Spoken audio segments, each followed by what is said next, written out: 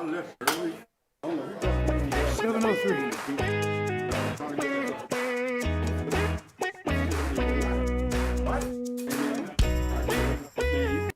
And then she threw the thing back at me. I had things right to have I almost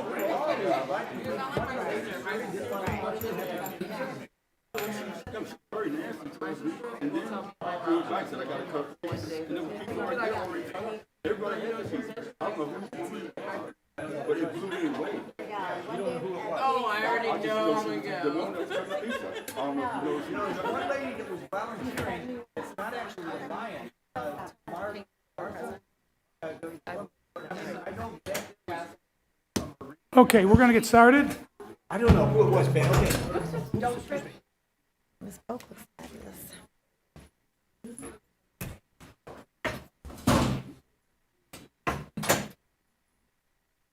Board and Bath in closed session this evening at 6 p.m. to discuss matters that fall under the following categories that are exceptions to the Illinois Open Meetings Act.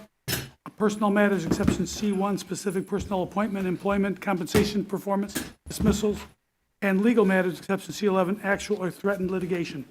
At this time, I would like to ask for a motion to go into open session. So moved. Motion by Mr. Riddle, second by Ms. Hannah. Can we have a roll call vote, please? Ms. Fabian? Yes. Ms. Hannah?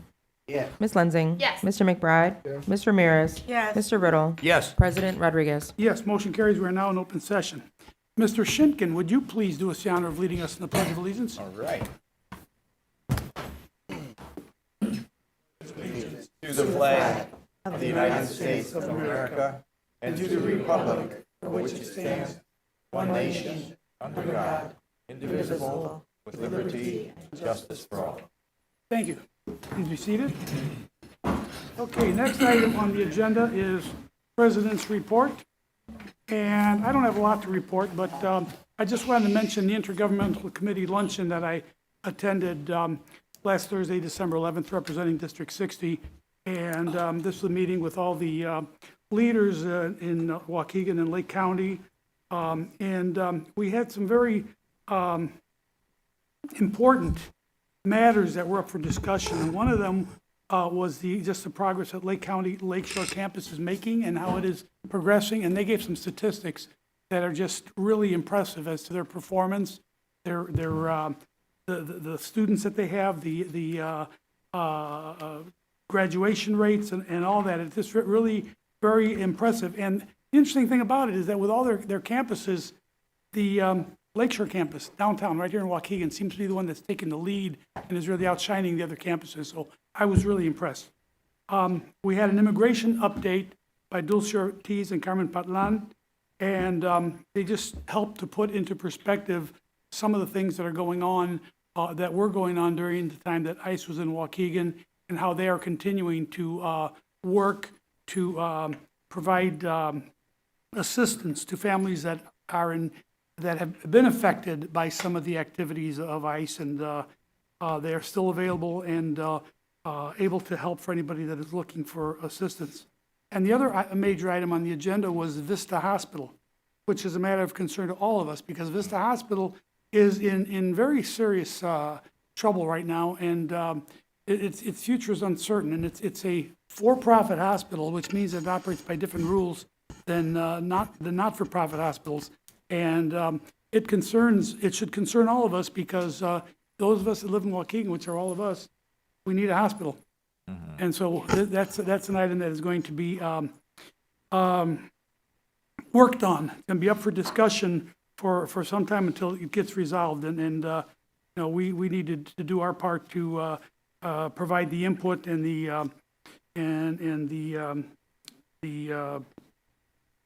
whatever input and ideas we have as far as helping the city and the county and everybody else involved to make some good decisions so that we have a hospital that we can count on, that we are proud of, and that is going to be here to serve our needs without having to worry about what services are going to be cutting next.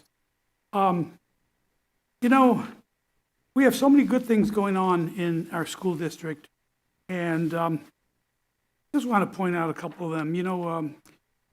Mr. Nelson Campos is being chosen as a Lake Region Principal of the Year. He's going to be receiving that award. Is he here tonight? I don't see him here, but, you know, that is quite an honor for us here in Waukegan, that one of our principals is actually receiving this honor. And as you know, our superintendent was recently appointed to the Board of ALES, and, you know, that is a very big accomplishment. That's the, what is the Association of Latino Administrators and Superintendents. We have so many of our young graduates and students doing amazing things that we should be so proud of. I'm looking at this article that was in the paper about Victor Hinojosa. Some of you may know him. Yes. Right? Yep. And he's, Waukegan High School student earns Young Environmental Leadership Award, and he's a freshman at the University of Chicago. And this is a young man that's going to go places, so keep your eyes on him because he's going to be a star. And, you know, we have so much going on for us here in the Waukegan School District that we need to be proud of. We have so many accomplishments. You know, we have a school, Clark School, that's in the process of being qualified as an international baccalaureate school. And we have Whittier School that was the first in Lake County, the first international baccalaureate school in Lake County. These are things that, you know, other schools wish that they could claim. And the things that our school district are doing, we have some of the best administrators, some of the best teachers that you will find anywhere. And we need to stop letting ourselves be led to believe that we are inferior, which is something that, you know, it's kind of an underlying current that people just think, well, it's Waukegan, you know, it's not as good. I saw a real estate ad recently talking about a house in Park City, and beautiful house in Park City. And right after that, Gurnee School, exclamation point. Now, most of you know that Park City has an area that's Waukegan's District 60, another area that's Gurnee Schools. And so what this ad is saying, you know, they're not coming right out and saying it, but they're telling you, hey, if you buy this house, you're going to be lucky. You're going to be in the Gurnee School District. That's why you put the exclamation points. And so they're not coming right out and saying, well, you know, this Waukegan's inferior and Gurnee's better. But that's kind of what they're implying. And that really, really bothers me. And the thing, it's just kind of an underlying thing. And we all get to a point where we just kind of accept it. Well, we've got to stop accepting it. We've got to start realizing what we have going on here. You know, we are a school district that has so much to be proud of. We have so much going on, so many accomplishments amongst our teachers, our administrators, our students. And we just need to shout all of our accomplishments from the rooftops. And I'm going to say, I see Mr. Saden in the back there, as usual. Mr. Saden, I really appreciate everything that you do to cover all of the good things that are going on in Waukegan. And you've really been instrumental in getting the message out to the public. So I want to thank you for that. And all of us need to be the messengers. We need to be the fans, the fanatics, the cheerleaders of Waukegan School District, and just let the world know all the good things that are going on here. And that's all I have to say. Student board member report. Are we doing this individual or are we tag teaming? Together. Okay. Okay. We ready? Okay. Hello, everyone. So this is me and Frankie's board report. Okay, so this month, me and Frankie collaborated with Mr. Alzakis, Mr. Moulton, and Miss Williams to create a follow-up survey for our last survey to try to get more specific feedback from the students. Some type of questions that we asked were, what kind of healthier foods or vegetables would you like to see offered more often in the cafeterias? What changes or additions would you like to see on the burgers or burger options in the cafeteria? Do you think having microwave available in the cafeteria would be helpful for the students? Why or why not? And what do you think the cafeteria already does well when it comes to food or services? And yes, so our goal is to collect more specific feedback and data from our students so we can better understand their preferences and needs. The information will help us make meaningful improvements to the school lunches and ensure meals meet our students' expectations and taste? So a little bit of what I've been working, while just like exploring out these opportunities. I was a student principal for a day, and I learned how principals usually work. This was an invitation from Mr. Hamilton, the MCEL program. So I can see here I was just doing some of the grading, and I had the chance to read aloud to some of our younger kids at elementary schools. I also went to the IASB conference with Ms. Fabian.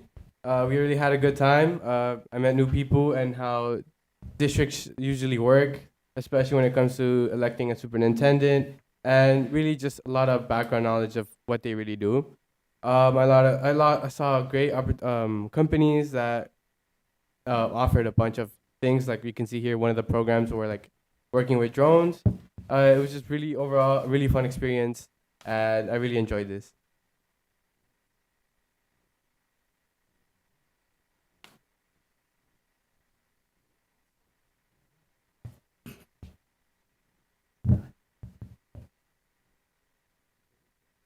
That's it? Okay, thank you very much.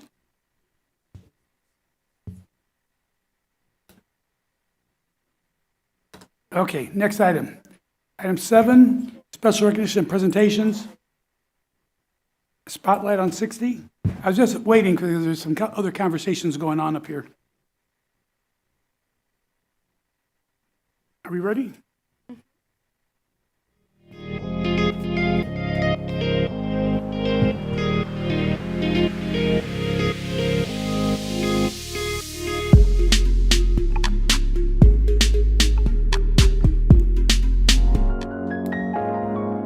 Most of us use assistive technology every day to help us stay organized and function in our environment.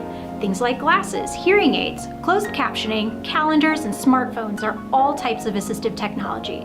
In our schools, the Individuals with Disabilities Education Act, commonly known as IDEA, defines assistive technology as any item, piece of equipment, or product system, whether acquired commercially, off the shelf, modified, or customized, that is used to increase, maintain, or improve the functional capabilities of a child with a disability. Born from magma, igneous rock.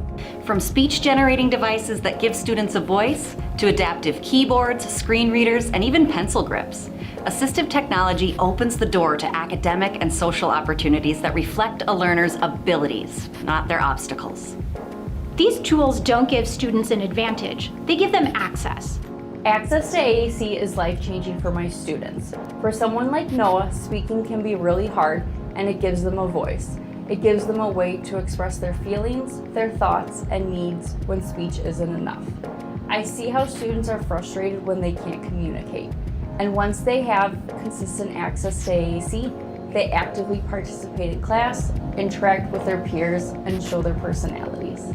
You know, a lot of students, if they are initially minimally speaking or non-speaking students coming in, we're really guessing, right? They're using a lot of gestures, or they're pulling and they're grabbing, and so with that can come a lot of frustration and behavior. So having access to a dynamic display system that has broad vocabulary access has really significantly changed life for them.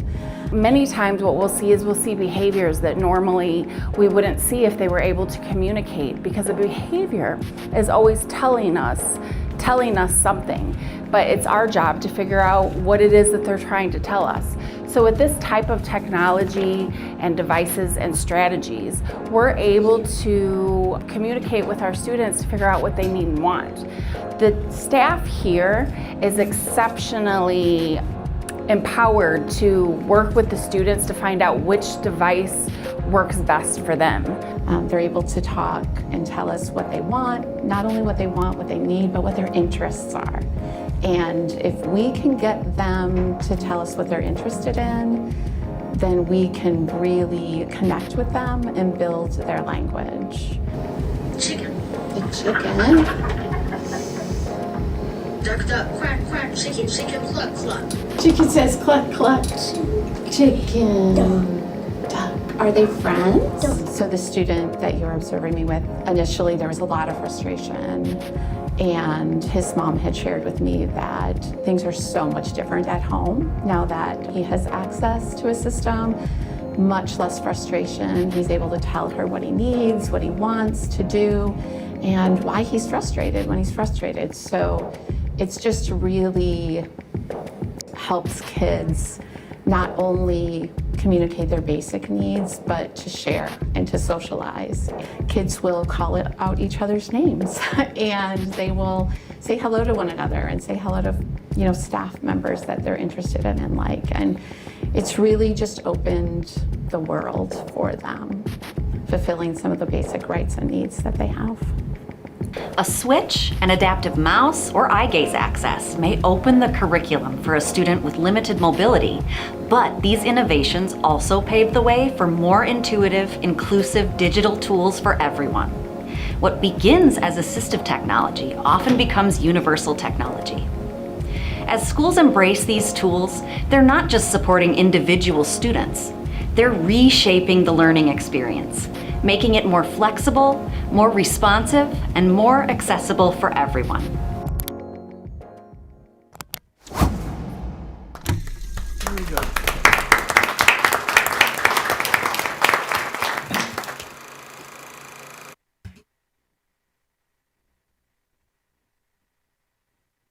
Okay, moving on. Item 8, approval of minutes. We have 4 sets of minutes here, and we are going to take them individually. Item 8A is closed session minute approval. Motion to approve. Do you want to read the? It is recommended that the Board of Education approve the closed session minutes dated August 12, 2025, August 19, 2025, September 4, 2025, September 9, 2025, October 14, 2025, and October 28, 2025, which were previously reviewed in closed session. Motion by Mr. Riddle to approve. Yes. And who had the second? Ms. Hannah. Ms. Hannah.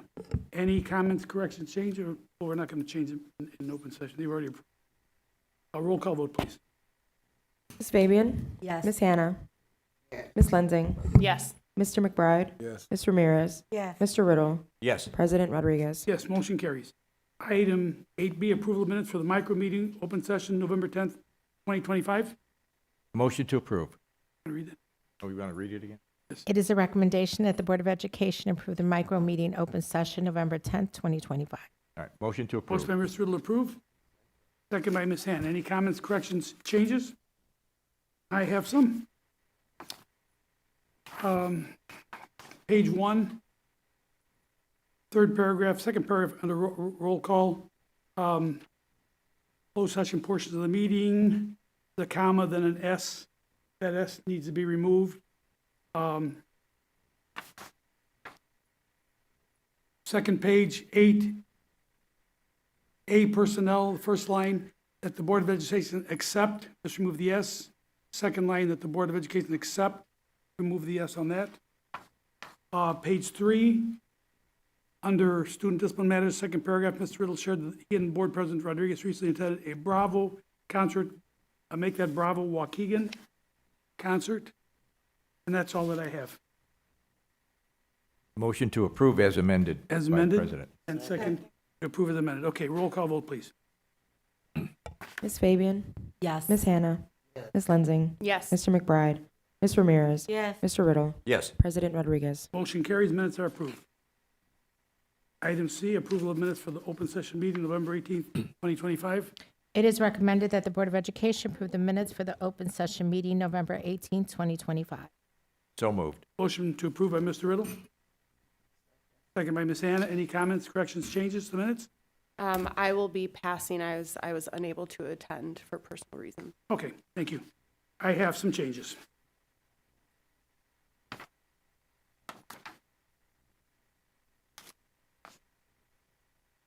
Page 4, under consent academics vote. Reverse the words, please, make it academic consent vote. On page 5, under Item E, attendance at National Art Education Conference. At the bottom of that, it says vote for B and E, but that's not correct. B was already voted on, and that's documented above. So this would just be a vote for E. Under, let's see, on page 6, no, page 7, we have the same thing there, vote for B and D. That should just be a vote for D because B was already voted on. There is a sentence here which I just don't understand what it's saying, and I think it needs to be, somebody needs to translate it or reword it. It is recommended that the Board of Education approve the administration's recommendation to turn for the termination of the last name is found on Schedules 2317.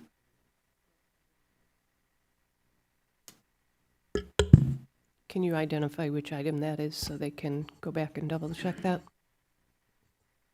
Mr. Rodriguez? This is under employee, 13A. 13A under termination. employee termination. On page 7.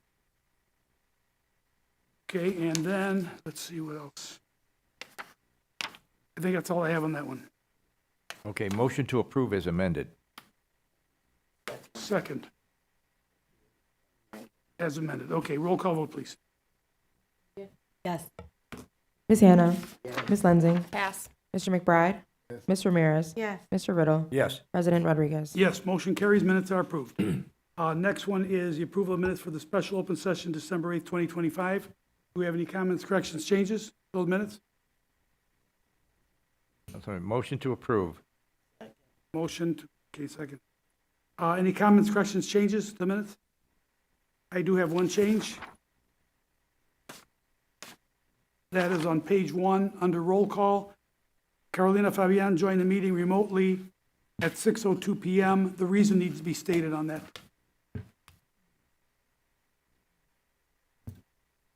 What was the reason on that? For illness? Illness. Illness, okay. Okay, motion to approve as amended. Second by Ms. Hannah. Roll call vote, please. Ms. Fabian? Yes. Ms. Hannah? Yes. Ms. Lensing? Yes. Mr. McBride?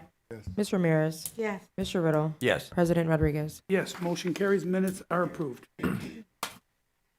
Item 9, opportunity for public comment. Do we have a sign-up sheet? Thank you. To call your name, please come up to the podium, state your name, and you will be given 3 minutes to make your comments. Mr. Mark Shinkin. Good evening, Mark Shinkin. It's actually quite interesting that there was a presentation on the District 60 with technology, because I saw something that I'm not much of a social media person. I just have a small presence just at the start of this year, just to follow some individuals. But I saw this item, and I think it would be well suited for our employees and the children. Now, the item that I'm talking about, and the reason that I'm bringing this up is because of personal experiences that have been in the past, but there's this interesting item. It's called the new Apple AirPods. And for those which I didn't know, actually auto-translate now. So if you had a pair, a staff member, say, for instance, a paraprofessional who might be working in a bilingual class who isn't bilingual, they could put in one of the Apple iPods and give the other one to the student, and they could communicate in their native language, and it would translate for each person so that they would be able to communicate and be more productive. In the past, staff members have been just using Google Translate with their phones. Just think of the time that's wasted there doing that. I think that the district should look into whatever those costs are and, you know, let's test it out. Let's try, you know, some schools. If it's a benefit, why not? Okay. I'll finish there. Thank you, Mr. Shinkin. Rayanne Nickerson.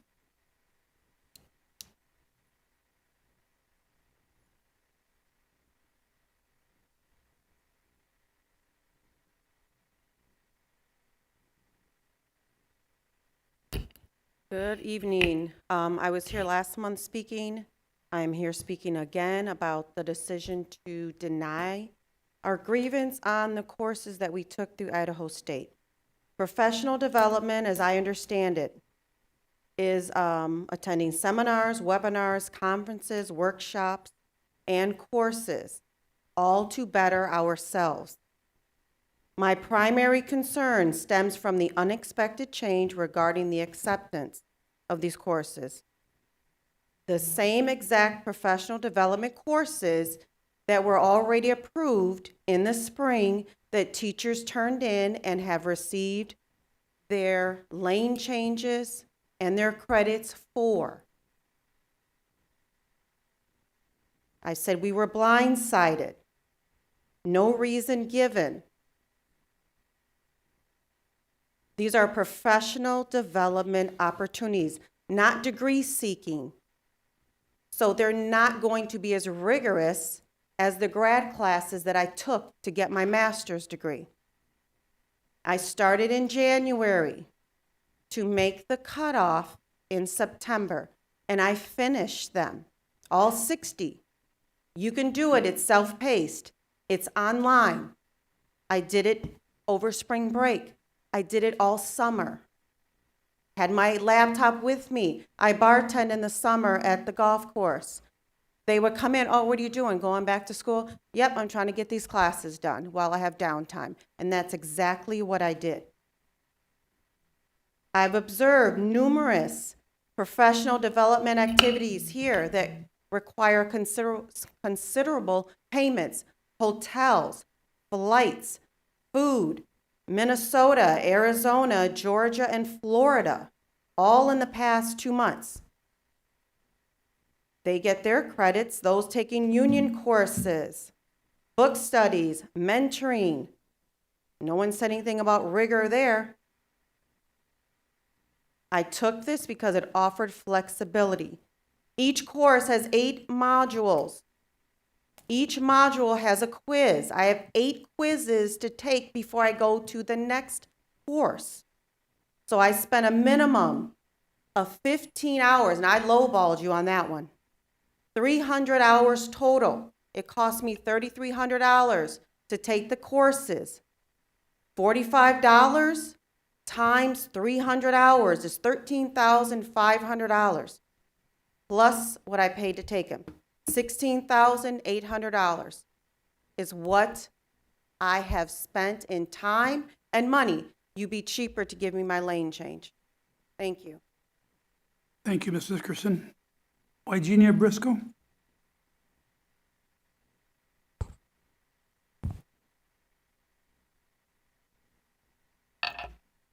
Good evening. It's been a minute since I've been here.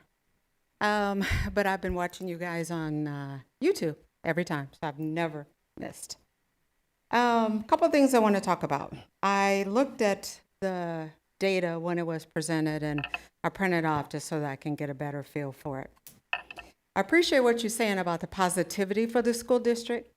I think that we always need to highlight the positivity, but we also need to be aware where our students are. Let's not forget that, and that's what the data's showing. Our kids are still struggling, and it's in black and white. So we need to figure out what do we need to do. When I turn to the first page, when it talks about core beliefs, and it says, we believe that parents are empowered and informed partners who actively participate in our children's learning. That's not true. This needs to come off there. It's not true at all. I can tell you from starting the Black Parent Network, and I think, thanks Teresa for proving that, we're going on like about 4 years. The last one was the most parents that we have had, and I think we had about 15 to 17 parents. Thank God for what FACE is doing for that. But we need to get parents involved.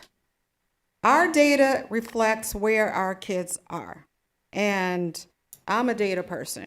The data is not good. We need to figure out, when I come here to the meetings, the district is doing an awesome job. There's a lot of tools out there. There's a lot of workshops for the administrators. There's teachers are going places and everything. For some reason, it's not translating down to where the students are.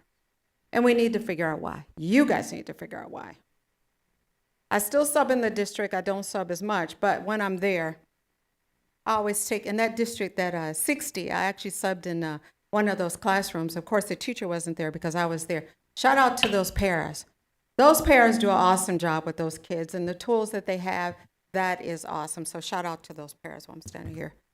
But we need to figure out why is it that what is being related and communicated to the administrators and the teachers, why are students still failing? Why? If you look at the grades, the grades show that we're improving a little bit, but we're already low. So we've improved from lower to lower to higher, but we're still low, if you know what I mean. So we need to, you guys, not me, you guys need to figure out what can we do to support our kids in this district. I've been coming up here for years. They are my #1 priority, and they will continue to be my #1 priority. And as long as I keep looking at this data like this, I am going to continue to come to speak out for our kids in this district, because something needs to happen. Thank you. Thank you, Ms. Briscoe. Okay, next item is the consent agenda in academics. The consent agenda is a list of items that have been presented to the board that we have already discussed in other meetings, committee meetings, and we've had a chance to review the information and ask questions, and they are being this agenda is being presented to us for a vote. They're considered to be non-controversial items, and they're being presented as one total block so we can vote on them all at once. One vote if we choose to do that. Is there anyone here, any board member who wants to separate out any item? Board President, I'd like to separate item 10J. 10J for a separate vote. Mm-hmm. Okay. Anybody else? Okay. So what I'd like to ask for then is a motion, and I'm going to read all the items. Okay. A motion to approve the consent agenda, which includes everything except item J. A is renewal of CAMI for pre-K to 12. B, renewal of Amplify Boost Lectura digital licenses for K5. C, renewal of Everyday Math EM4 for grades K5. D, renewal of Dreambox Learning for K5. E, renewal of Carnegie Math curriculum for grades 6 to 12. F is new WHS course AP Spanish Literature. G is new WHS Waukegan High School course Diesel Mechanics. H, website and mass communication upgrade. I, request to attend the Tableau Data Conference 2026. And K, American Institute for Research, AIR, contract. Do we have a motion? Motion to approve. Motion by Mr. Riddle. Second. Second by Ms. Ramirez. Any discussion on that motion? Ms. Fabian. Just real quick, I want to encourage our admin to continuously spread the word on all of these applications that we have. Many are used more than others, and students are often on them and understand how to use them. But others, such as CAMI, can be utilized way more often. But again, how are we really spreading, how to use it to our staff and training our staff so then our students can actually actively use it? So again, with the other ones like Dreambox and Everyday Math, I know kids already know how to get in and out of there, and we see the data that they're actively using it. Just that when we're approving these contracts, we always like to see those metrics. I wasn't here for the last board meeting to see if any of those metrics were presented for CAMI, but I just, again, want to make sure that we're really pushing these apps out if we're buying them for student use. Thank you. Ms. Lindsay? I was going to say something along the same lines as Ms. Fabian. I don't want to take away this resource, but looking at those numbers, we can definitely increase the usage, especially for our middle school students. I know my middle schooler is doing some annotation through their class, but I think we could really maximize the funds being spent here and just teaching our kids some of these prerequisite skills as it is. Thank you, Ms. Lindsay. Anybody else? Yeah, I would Mr. just Ritter. mention that I'm pleased to see that we have 2 new courses at the high school. One is an AP Spanish Literature, and that course is going to be available to students as an AP course. They're going to learn not only Spanish, but a lot about Spanish literature and culture, and I think that's great for our students who can, want to stretch a little bit and take that course. And then also, the next one down is the high school course, Diesel Mechanics. So there you have a continuing education, or what do you call it, a course that maybe for students who don't want to take a real high academic course, but want to get into a career field. So this is moving into, again, the students who are looking for skills that they can use in the community. Diesel mechanics are going to be around forever. So that's a great course I think that we're offering as well. So I'm glad to see that. Great, thank you. Ms. Hannah? I'd like to say in reference to the diesel mechanics, I'm just glad that the pendulum swings back and forth, because we have had this type of vocational education in the district before, and as we were told, it's going right back over into the space where the auto mechanics and so forth were there previously. And so I'm glad that we're getting back to our vocational hands-on for our students, because that's what many of them need, and that's what they want. And so, thank you. Thank you, Ms. Hannah. Any other comments? We have a roll call vote, please. This is, we already had the motion. Yes. We are voting to approve the consent agenda, Except everything J. except item J. Okay, roll call vote, please. Ms. Fabian? Yes. Ms. Hannah? Yes. Ms. Lensing? Yes. Mr. McBride? Yes. Mr. Ramirez? Yes. Mr. Riddle? Yes. President Rodriguez? Yes, motion carries. Now I'd like to ask for a motion to approve item J, which is the Avid Summer Institute 2026 Benny Middle School. Motion to approve. Motion by Mr. Riddle to approve. Second. Second by Ms. Ramirez. Any discussion on this motion? Roll call vote, please. Ms. Fabian? Yes. Ms. Hannah? Yes. Ms. Lensing? No. Mr. McBride? Yes. Mr. Ramirez? Yes. Mr. Riddle? Yes. President Rodriguez? Yes, motion carries. Item 11, the consent agenda for operations. This is a much smaller agenda, but there are two. Oh, did you have something? Okay. This is a much smaller agenda.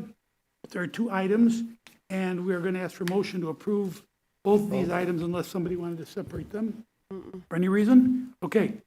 Then we're looking for motion to approve item A, approval of proposed academic calendars for 2025-26, 2027-28, and 2028-29 school years. And B, the approval of Yeoman Creek Anchor subscription agreement. Do we have a motion? Motion to approve both Motion approved by items. Mr. Riddle. Second. Second by Ms. Ramirez. Any discussion on this motion?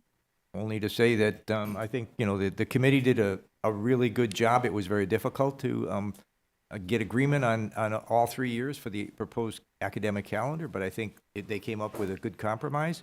And then also the Yeoman Creek Anchor subscription, we've been waiting for that for a long time, and I want to thank everybody that was involved, our legal department and the solar group as well. And I think this is going to benefit a lot of people in our district, including the schools, because we're going to save a lot of money on our electricity. So it's a wonderful thing, and the sun is going to shine. We want that sun shining all the time, and putting dollars in the bank for us that we can use in other ways for our academic and for our students' benefit. So glad to see that's finally brought forward. Thank you, Mr. Riddle. Any other comments, questions? Roll call vote, please. Ms. Fabian? Yes. Ms. Hannah? Yes. Ms. Lensing. Yes. Mr. McBride. Yes. Mr. Ramirez. Yes. Mr. Riddle. Yes. President Rodriguez. Yes, motion carries. Item 12, purchases and contracts, I see none. 13, personnel items. Superintendent? It is the recommendation that the Board of Education approve the superintendent Placencia's attendance to Super Courageous University Conference in Dallas from February 26th to March 1st at an estimate, 2026, at an estimated cost of $1,259. This cost includes registration, hotel accommodations, airfare, and per diem. Motion to approve. Motion approved by Mr. Riddle, Second. second by Mr. Ramirez. Any discussion on this motion? Yeah, I just have a question. Superintendent, is it accurate that there is a limit on the administrative staff in terms of the number of conferences that they can attend? So there's not an official limit. What we did ask is that there's not more than 2 a year.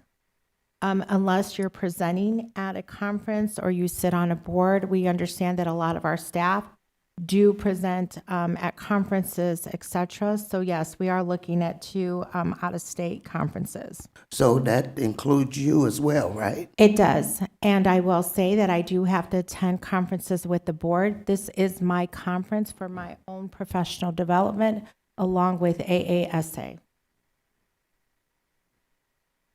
Anything else? Roll call vote. Ms. Fabian. Yes. Ms. Hannah. I passed. Ms. Lensing. No. Mr. McBride. Ms. Ramirez. Yes. Mr. Riddle. Yes. President Rodriguez. Yes, motion carries. Item B, attendance at leading new now cohort 17 kickoff conference. I'm sorry. It is recommended that the Board of Education approve the Superintendent Placencia's attendance at Leading Now Cohort 17 Kickoff Conference in Dallas from January 12th through January 14th, 2026, at the estimated cost of $200. The cost for conference is largely covered by the organizer, including airfare, hotel, conference registration. The $200 accounts for per diem.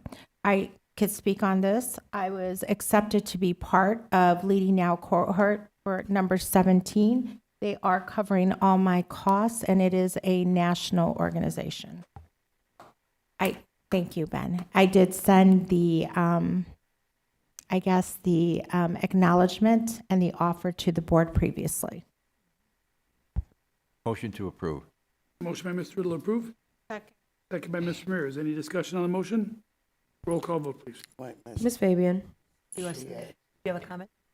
It's fine. It's fine, we're in it. Ms. Fabian. Congratulations and yes. Ms. Hannah. I passed. Ms. Lensing. Great opportunity, however, to be consistent. No. Mr. McBride. Mr. Ramirez. Yes. Mr. Riddle. Yes. President Rodriguez. Yes, motion carries. Personnel items, item C, personnel 12-16-25.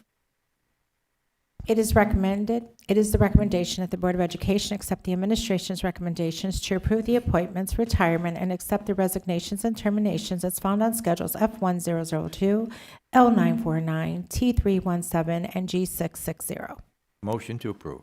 Motion to approve by Mr. Riddle, Second. second by Ms. Hannah. Any discussion on the motion? Ms. Lensing. I know we may have previously held a moment of silence, but now it's public record that we have lost one of our staff members. So if we can observe another moment of silence in Mr. Lemus's name, I think that would be a good idea.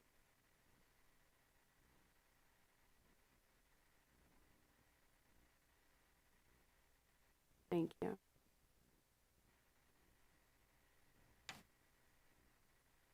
Okay, where do we stand? Any other comments? We have the motion. A motion and a second. Roll call vote, please. Ms. Fabian. Yes. Ms. Hannah. Yes. Ms. Lensing. Yes. Mr. McBride. Yes. Mr. Ramirez. Yes. Mr. Riddle. Yes. President Rodriguez. Yes, motion carries. Item 13D, vacation rollover requests. It is recommended that the Board of Education approve the vacation carryover requests for employees number 8845 and 4998 as presented.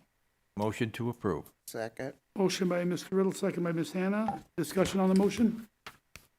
Roll call vote, please.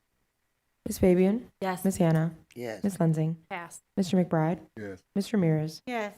Mr. Riddle. Yes. President Rodriguez. Yes, motion carries. Item 15, other, I see nothing under that. 16, financial reports. I'm not going to read that. Go ahead. Here we go. No, I'm not going to, go ahead. Okay. It is a recommendation of the administration that the Board of Education ratify the 2nd December of 2025 board bills, mail and check request payments, and no National Bank insurance payments for the period of December 3rd, 2025 through December 9th, 2025. The accounts payable board payments for the period of December 3rd, 2025 through December 9th, 2025 total $1,268,687.57. The manual check request payments for the period of December 3rd, 2025 through December 9th, 2025 total $490,518.75. The National Bank insurance payments for the period of December 3rd, 2025 through December 9th, 2025 total $971.19. Motion to approve. Motion approved by Mr. Riddle, Second. second by Mr. Ramirez. Any discussion on that motion? Roll call vote, please. Ms. Fabian. Yes. Ms. Hannah. Pass. Ms. Lensing. Pass. Mr. McBride. Yes. Ms. Ramirez. Yes. Mr. Riddle. Yes. President Rodriguez. Yes, motion carries. Okay, item 17, reports and presentations. Do we have any committee reports? Ms. Fabian. Just a reminder that the PTAC will be meeting on December 18th at 4:30 at Juarez or online. If you need the link to online, please reach out to Student Outreach. Any others? Yeah, we had, Ms. Hannah. we had our capital improvement meeting, and we're at this time just basically going over the all the processes and the procedures, and the Baron is bringing us up to date on the different projects, where we are with them, and there'll be more information coming. Thank you. Delegates reports. Ms. Hannah. I dropped the ball, you guys.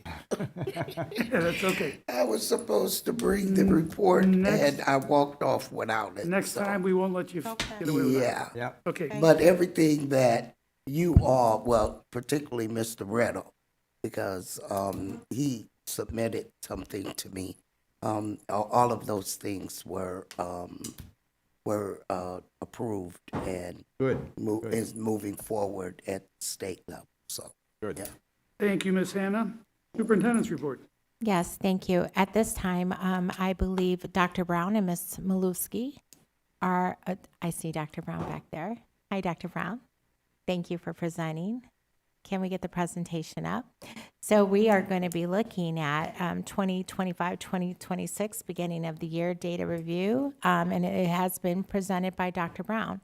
It is previously recorded. I'm going to ask if you want to write down any of your questions, and our team will be answering them once the video is completed. Thank you. Good evening, Superintendent Placencia, President Ewing, members of the board, and Waukegan community. I am Dr. Jonathan Brown, Director of Assessment and Data. Tonight, I will provide a review of our beginning of the year achievement data.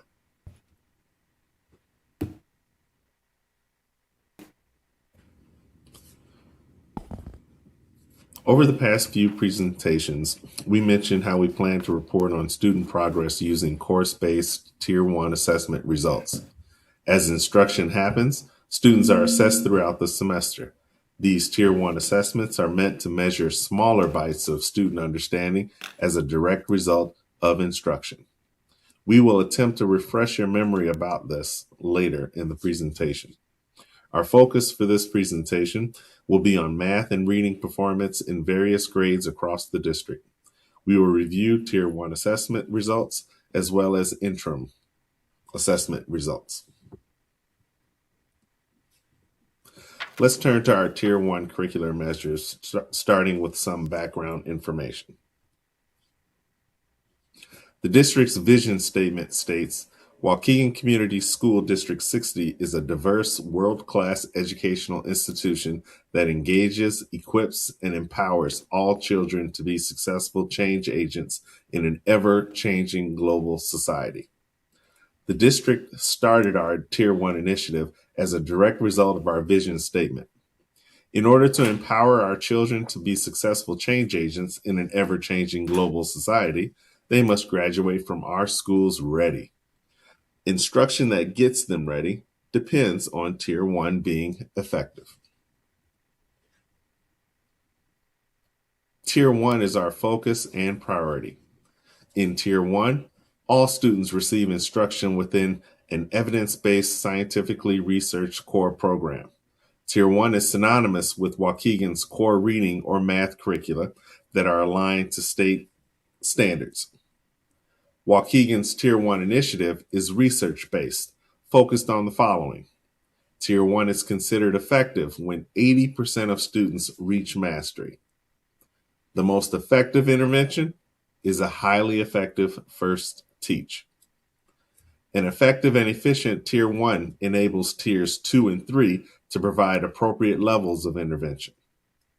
And in turn, Tiers 2 and 3 supports are intended to support Tier 1 proficiency.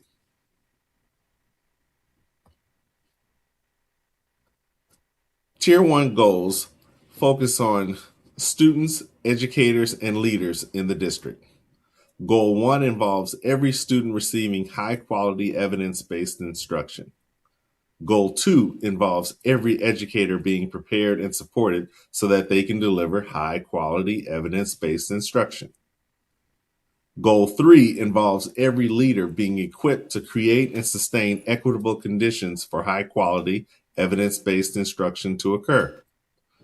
Waukegan's implementation plan to achieve these goals includes many action plans, with a few listed on the right.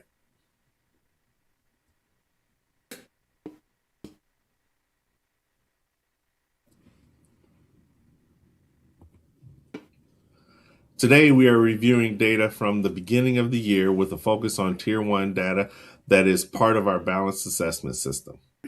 Waukegan chooses to collect data according to the decisions that need to be made. Decision-driven data collection. We seek to collect reliable and valid data in order to help determine how students are performing. You are familiar with us reporting interim NWEA and State of Illinois performance figures, which we will continue to do. However, Tier 1 curriculum embedded assessments are the closest data points to the classroom. These can be a powerful tool for teachers and grade level teams as they plan for instruction. Here we have a view of many of the Tier 1 curricula from which we collect student performance data. In the elementary grades, we have our CKLA Caminos knowledge building curriculum, where we teach and assess reading comprehension. CKLA Skills, Lecto, and 95% focus on teaching foundational literacy skills. In the middle grades, Expeditionary Learning teaches and assesses English language arts, while LIFT does the same for our ESL students. And for all high school courses, common assessments are in the process of being created or refined. During this presentation, we will display local Tier 1 assessments as well as the nationally normed NWEA, iReady, DIBELS Lectura, and pre-ACT interim assessments. It is important to understand that while all of our assessments have performance levels listed that help to describe student performance, these performance levels across assessments, though similar in color, do not line up to equal each other. This is because of the particular purpose for which each assessment was created and what the results are intended to communicate. Our Tier 1 assessment scale was set to distinguish between those students that show a high likelihood of understanding the content taught, those are named proficient and above, and those that do not. It also distinguishes between those that have very little to no understanding, those are named insufficient, and those that have some understanding. Nationally normed assessments such as NWEA MAP use performance bands that describe student performance compared to other students across the nation using percentiles. This is without proficiency in mind. DIBELS and Lectura have proficiency levels that point to a benchmark that means a student is likely to be on track to meet grade level expectations. The performance levels for the pre-ACT function similarly. Because their purposes are different, the performance bands will not line up, but they should inform us. When students learn from excellent Tier 1 instruction, this should be reflected in the Tier 1 assessment results. When students do well in Tier 1 instruction aligned to state standards, they should do well on interim assessments such as iReady and DIBELS. And these interim assessments should point to performance on our year-ending state assessments. Now let's start by looking at our Tier 1 math measures. Everyday Mathematics version 4 is the math curriculum we use for elementary school. When appropriate, we will see comparisons between now and last year.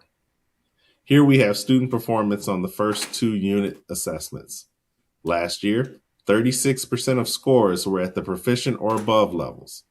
This year, that has increased to 43%. Every grade level has shown improvement this year.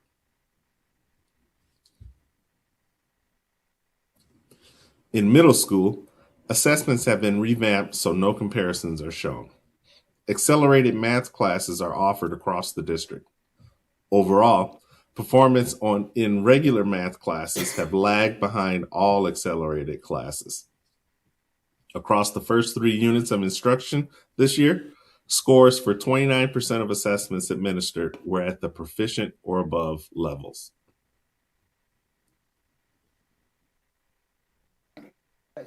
This is the second year of administering common assessments in middle school science. Here we see similar or increased student performance across grades 6 through 8. Overall, an increase from 31% to 37% of administered assessments were proficient or above.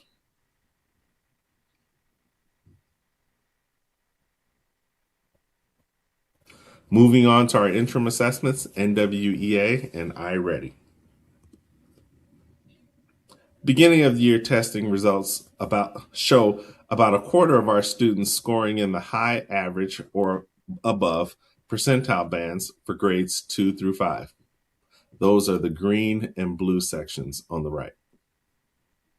About half of students tested scored below the 39th percentile nationally.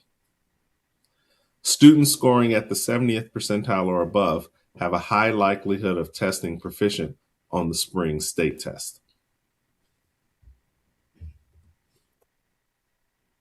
Middle school students now utilize the iReady adaptive assessment in math and reading. At the beginning of the year, approximately 70% of our middle school students tested as 2 or more grade levels below.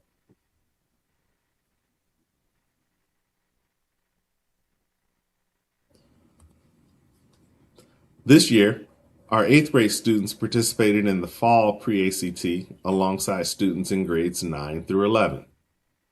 Taking this test in the fall helps students understand what to expect on the spring high school test. When using the spring cut scores for grades 9 through 11, we can anticipate a quarter of students in grade 9 to score proficient or higher in the spring.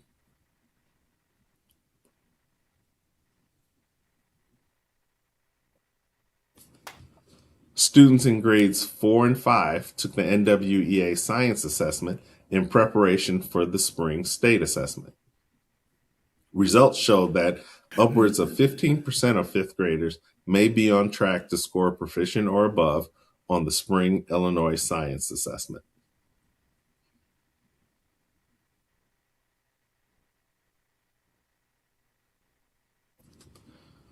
Using the state spring cut scores for high school on the science section of the fall pre-ACT, we can anticipate between 16% and 40% of students to score proficient or higher in the spring.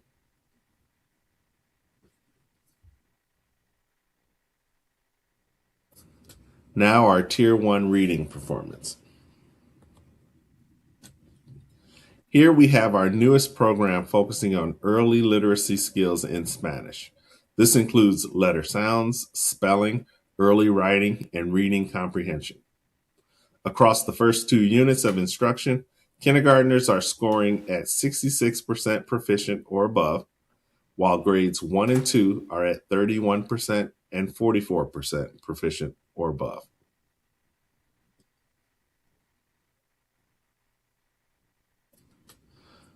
This year, all students participate in early literacy instruction in English. This year, across the first 2 assessments, 57% of assessment scores were proficient in kindergarten, while 31% and 38% were proficient in grades 1 and 2.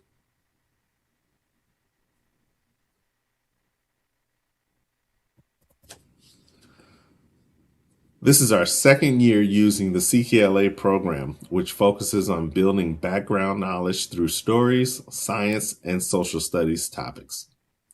It is grounded in read alouds and discussion for students in grades kindergarten through 2nd, but moves to advanced grammar, comprehension, and writing for older students. Through the first 3 assessments given, every grade level has shown an increase in performance, with 2nd grade showing the largest increase.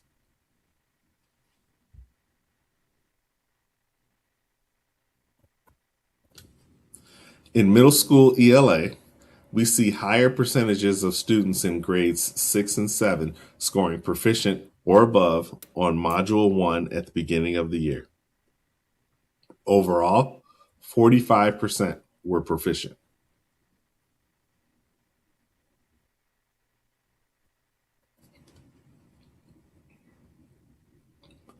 Our first year with social science assessments for all 3 grade levels shows about 21% of students scoring proficient or above on the Quarter 1 post-test.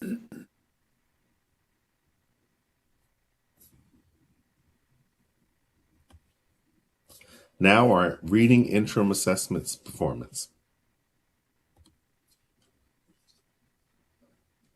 Our early literacy interim assessment, DIBELS, is given in English.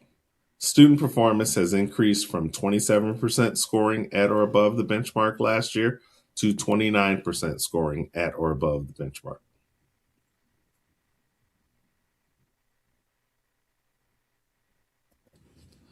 On the Spanish lectura, student performance has increased over the last year, with 54% scoring at or above the benchmark.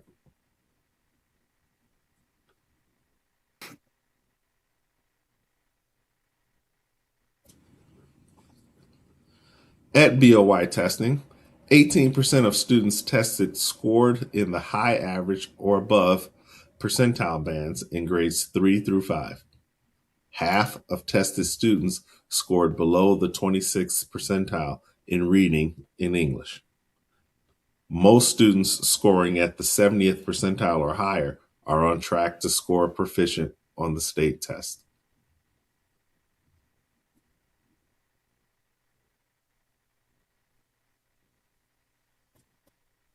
In the middle grades, 72% of students tested 2 or more grade levels below on the iReady diagnostic in reading.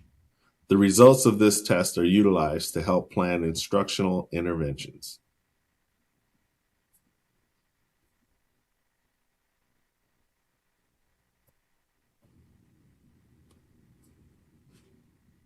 Lastly, on the fall pre-ACT using state spring cut scores, we can anticipate between 23 and 44% of students to score proficient or higher this spring on the state test.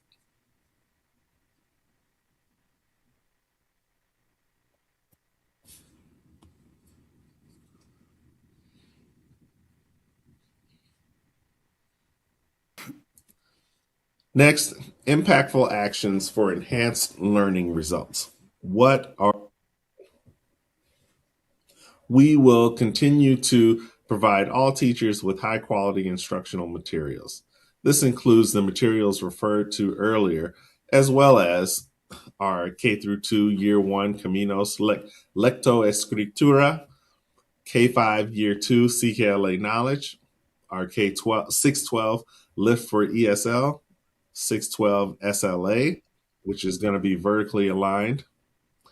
And we will review and refine common pacing guides for a guaranteed and viable curriculum. We will also use knowledge building curriculum in K through 8 to improve all K through 12 scores. We will support and enhance and monitor the implementation of Tier 1 through our classroom visits. Provide curriculum implementation coaching.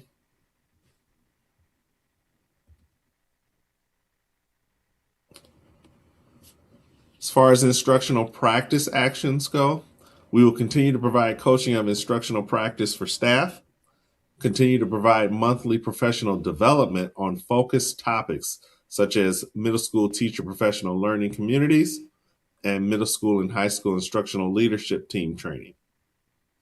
We will provide letters and Orton Gillingham training to enhance student literacy. Schools will continue to focus on student groups for targeted instruction. We will utilize embedded coaching from Carnegie, that's for math, and Amplify for literacy. We will also continue to utilize iReady and Amplify created lessons for structured intervention courses.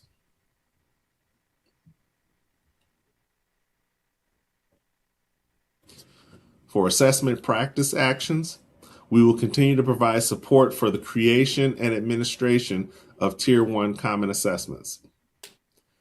The expansion of Tier 1 assessment data dashboards in Tableau for school and district leaders to monitor performance data is a priority. We will also review components of our balanced assessment system for efficiency and effectiveness. Thank you for your time.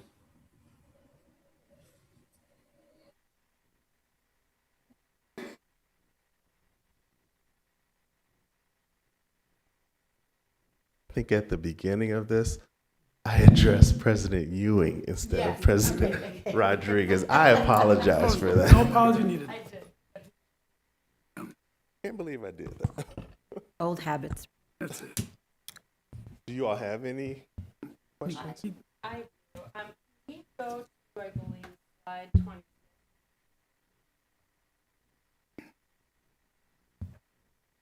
Jonathan, and you have this termed as BOY data. So are you looking at this as the testing that first came in, or are you looking at BOY to MOY? I just want to know for clarity purposes. Just the testing that first came in. So we So- limited it to I thought so, but can you give that time frame of when? So is this August? testing from the beginning of the year through about October. Okay. Good question. Yeah. What I like, okay, there's my mic. What I like about this slide, and correct me if I'm wrong, Dr. Brown.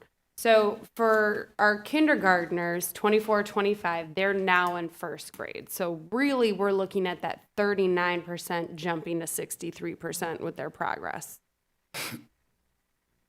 The cohort. The cohort. I'm looking at cohorts. Yes, but the intent was this to look at the exact same assessments that they were taking. So while yes, you can look at it as a cohort, I would prefer that you look at it as on the kindergarten assessment the first year, our kids were doing this, and now that we've taught it again with this new group, this is how they're doing with this second group. But I do understand your perspective and where you're coming from. Yeah, because, and again, correct me if I'm wrong, the way you want us to look at it is looking at how well we're teaching in the classroom Yes. versus how well our students are progressing within the curriculum. Yes, this is not how they're progressing in the curriculum. This is how well they're doing for that particular year at that grade level. It's how impactful our teachers are getting. So looking at it that way, it's still good because we are making those gains. And with this reading curriculum, this is the second year that we're in this, right? So our teachers are getting their feet underneath them as they continue to practice this approach. Year after year. Right. I like looking at it by following the kids, because looking at the 39 to 63, that looks like a great jump. Yes. Oh, okay. With grade 1, we start to see it kind of pull back looking at it with that lens. In grade 2, it kind of middles out. Go ahead, Superintendent, before I continue. I was just going to state that we do look at the data as cohorts, and I know that that's something that Dr. Cesario has been really pushing. And so though you're not, in the sense you're seeing, like you can deduct kindergarten going to first grade, one, we don't know if those are the same sample of students, right? That's just a caveat. However, what my main point is, though, when we look at MOY, we can bring those cohorts back so you can see how they're doing. And just wanted to put that out there. Yeah. Okay, thank you. I will say that overall the data is concerning. It's been concerning for a while. I acknowledge that. My biggest concern is that in the approach to address this, continue comes up a lot. And so my question is maybe not for you, perhaps it's for Dr. Cesario, is that when we're getting this data, how detailed are we triangulating the trends in what we're seeing where our students are not proficient? Yeah, that's a great question. So I'm also going to have Jennifer come up and speak to this as well. But I think what you're saying is we don't want to just look at one data set. We also want to look at, so it's not just quantitative data, we're also looking at qualitative.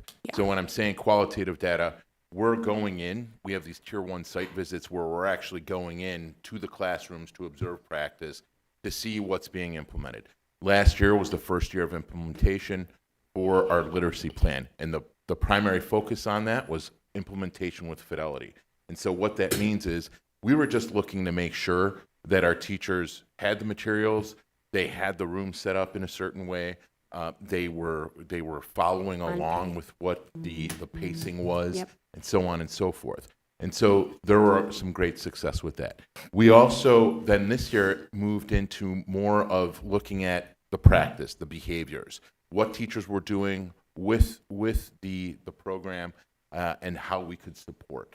And so the area superintendents are going in, they're observing our principals, observing the classrooms, ensuring that there is a feedback loop. How well is the practice going? What's happening? How well is it happening? So we're looking at the practice. We're also looking at pacing. So the pacing piece, just to be very clear with, is a typical unit of study usually takes between 6 and 8 weeks. So we ideally want to stay on pace with that so that we're regularly assessing where students are. So these are the big pieces of assessment, or bigger pieces of assessment. We're also using formative assessment, so checks for understanding. So on a daily basis, those are the micro doses we would look at. What's happening in a particular lesson on that particular day with that particular learning point. So these are all things that we're looking at. And so I know in terms of, and it's been expressed a few times this evening about the performance. What we want to see is incremental growth over time. Would we like it to happen overnight? That would be astonishing and wonderful. But in reality, when we're working at developing practice, especially something that's new, we want to see this incremental piece. And we want to look at multiple pieces of data, not just the quantitative and not just the bigger pieces of data, but what's happening day to day. And so we're constantly in buildings and classrooms. I was at Glenwood today in classes, and I'm going to tell you that wonderful things going on in terms of teacher practice. And so is it translating across the board in terms of performance? Not necessarily to the extent that everyone would like, but we are seeing consistent gains, and we have been seeing them over the last few years, even prior to the launch of the literacy plan, because there were other things that we were doing. So I think that is important to note, that we're looking at multiple pieces of data, we're doing it over time, We're making adjustments to what our plan is so that we can better support our teachers and our principals. One of the things that our teachers came back to us with was there were too many assessments. And so we were responsive to that. Yeah. That's built into the plan, that it's not a static plan, that we're looking at what we're doing and how we're doing it, and we're making adjustments. We made adjustments to that. To our Tier 1 site visits, we're also making adjustments come January, just because what we were looking at it and how we were looking at it needed to be more aligned to the new rubrics that we're using to evaluate what we're seeing. Because remember, I had said we went from implementation looking at simply the fidelity piece. Are they doing this step by step the way that it's meant, the program is meant to be, to how well are they doing it, right? And so those are some pieces that we're looking at now. Did you want to add anything to that? You want to come up? Mike? We're just going to need you at the mic. Yeah. That's fine. In addition, thank you, Dr. Cesario. Good evening, board. One thing I think about, just to maybe put it into perspective to that exact, it's concern, right? And that's really why we're here. I could think about this 10 years ago when I started my principalship at Whittier.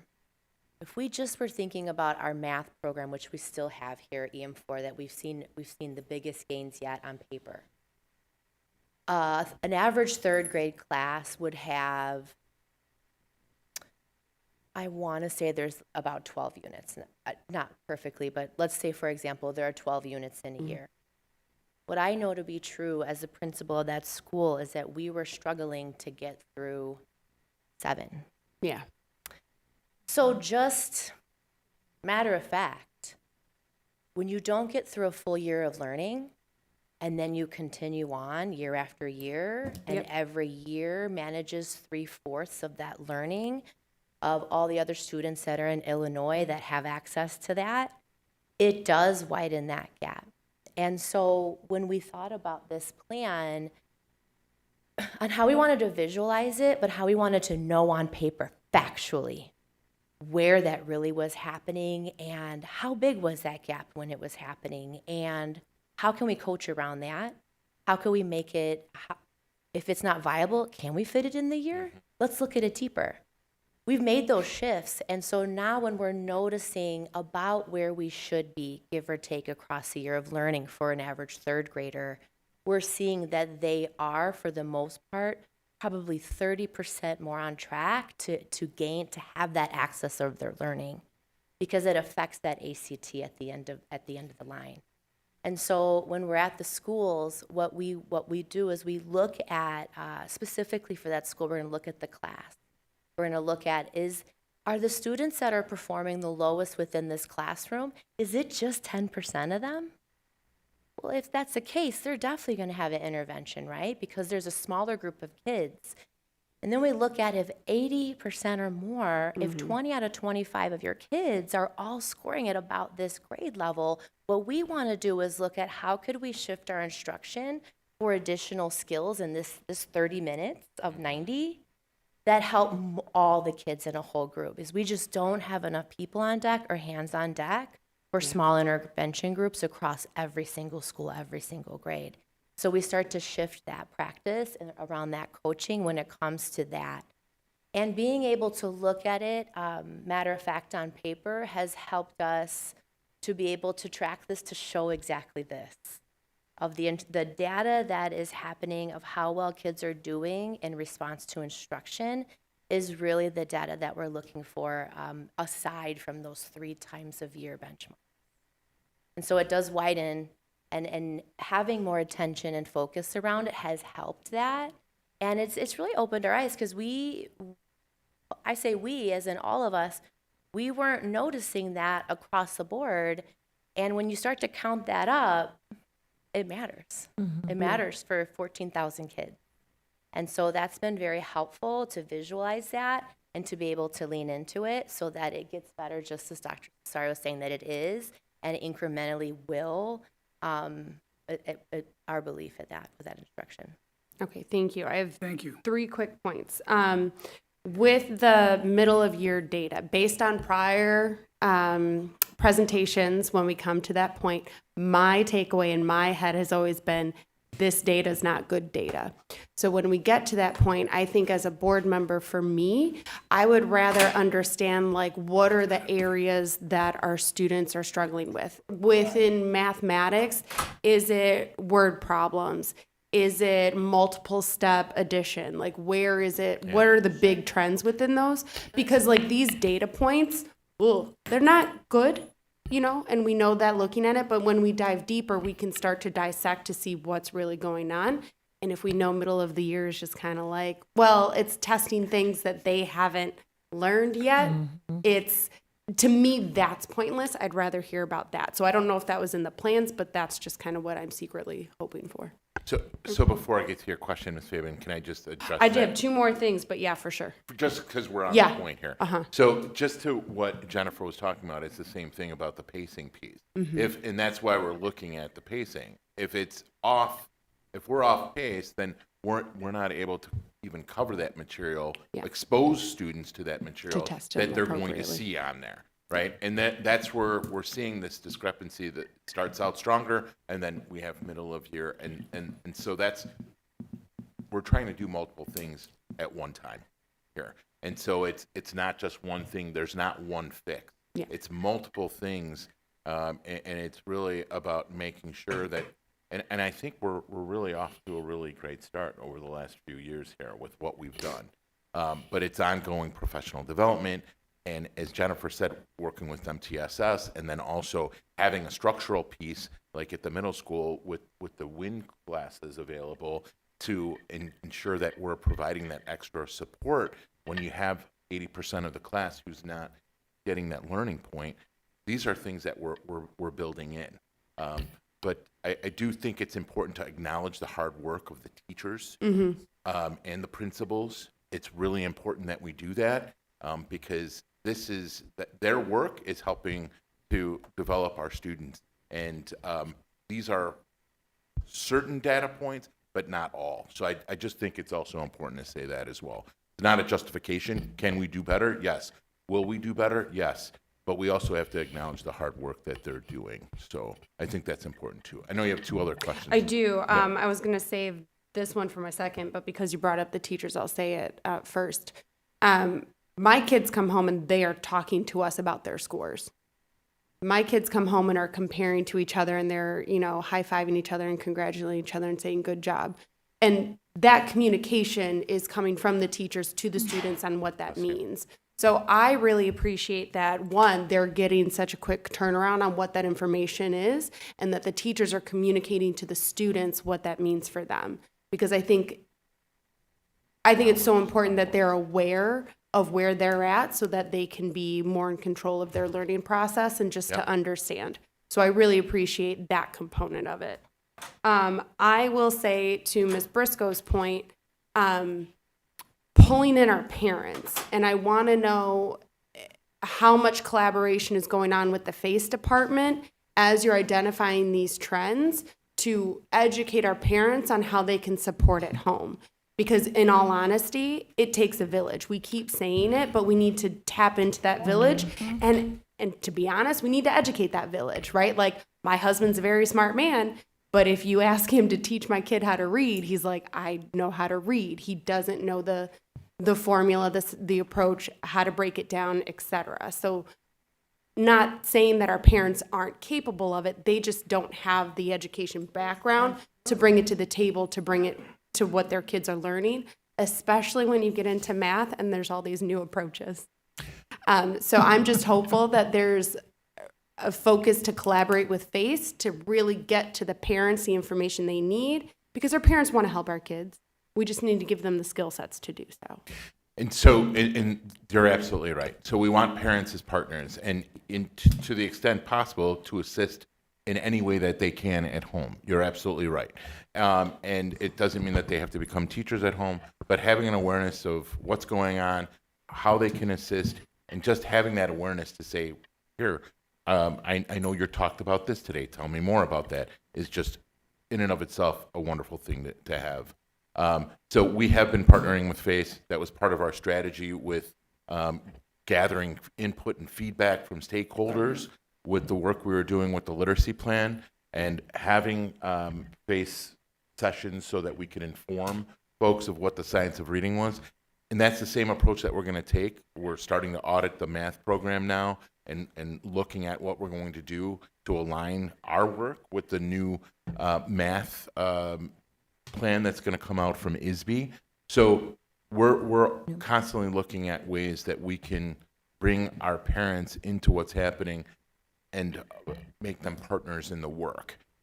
So yeah, I just want to acknowledge that that's a constant conversation between our departments, making sure that we're bringing in FACE and using them to be a platform for to disseminate information about what we're doing, why we're doing it, and how it connects to our overall goals.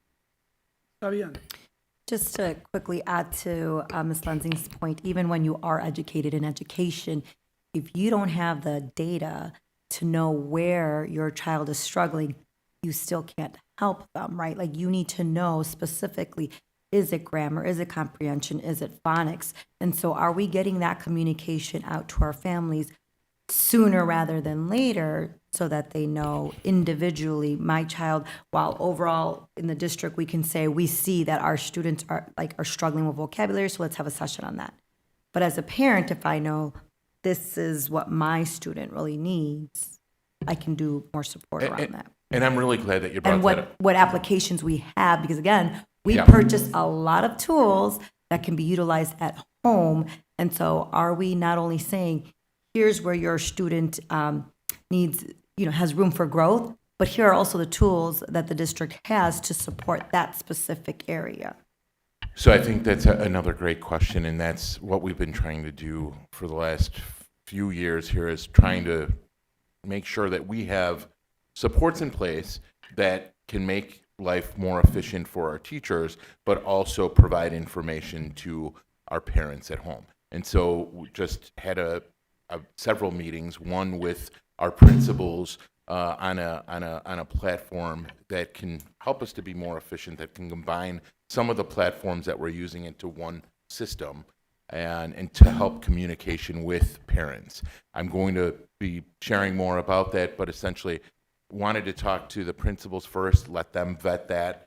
Then I presented to the ASAP team as the division, and had an opportunity to engage with this person, but in this company. But that's what we're looking to do, to have something that can have these reports that can say, here, this is we took iReady, this is where you were, Right. and to share those pieces. I do want to go back to the last point about FACE, though. I think it's a combined effort. If we can be more succinct with aligning those resources and then making sure that we're communicative with that, and then hold workshops where we're saying, here's what this means, here are the tools that we currently have, and here's what you can do. And if you need additional support, this is where you can find them.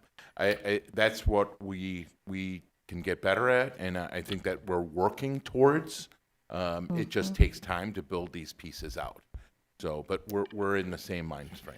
And then I just have a few more questions. So just to clarify, for this particular screen, this is English only? Because all the other ones are identifying if it's ELA, if it's this is Spanish. Yeah. But what I'm saying is the test English only. On all of the others, it's telling you the test is only in English or the test is only in Spanish. It's in their language of instruction. Okay. The other thing is, so the one before this is showing us those basic foundational skills. One slide back. And so we saw a significant drop, but I'm looking at that last year we only did this for monolingual, and this year we did for mono and dual. Yes, that's the reason. Okay, but what's the rationale that last year we only did it for mono and now we're doing mono and dual? Specifically for CKLA is in English, and so last year we did have it in English for our mono. For our foundational skills in phonics and Spanish, we use Taller. So this is our year one of using Ablecto. So that's why you don't have that comparison of last year. It's folding in it as far as the implementation plan. So you'll see it for next this year, because here it says this program focuses on early literacy skills in English. So our dual languages, students were tested in their language of instruction or in English? Because that would also tell me why it, If you go back one more, so this is where you're going to see in on our lecto in Espanol. right, but this the second piece, the 25, the one right after that, are you combining Lecto and CKL skills? No, they're two separate. So They're then two these are separate dual languages. language children being tested in English.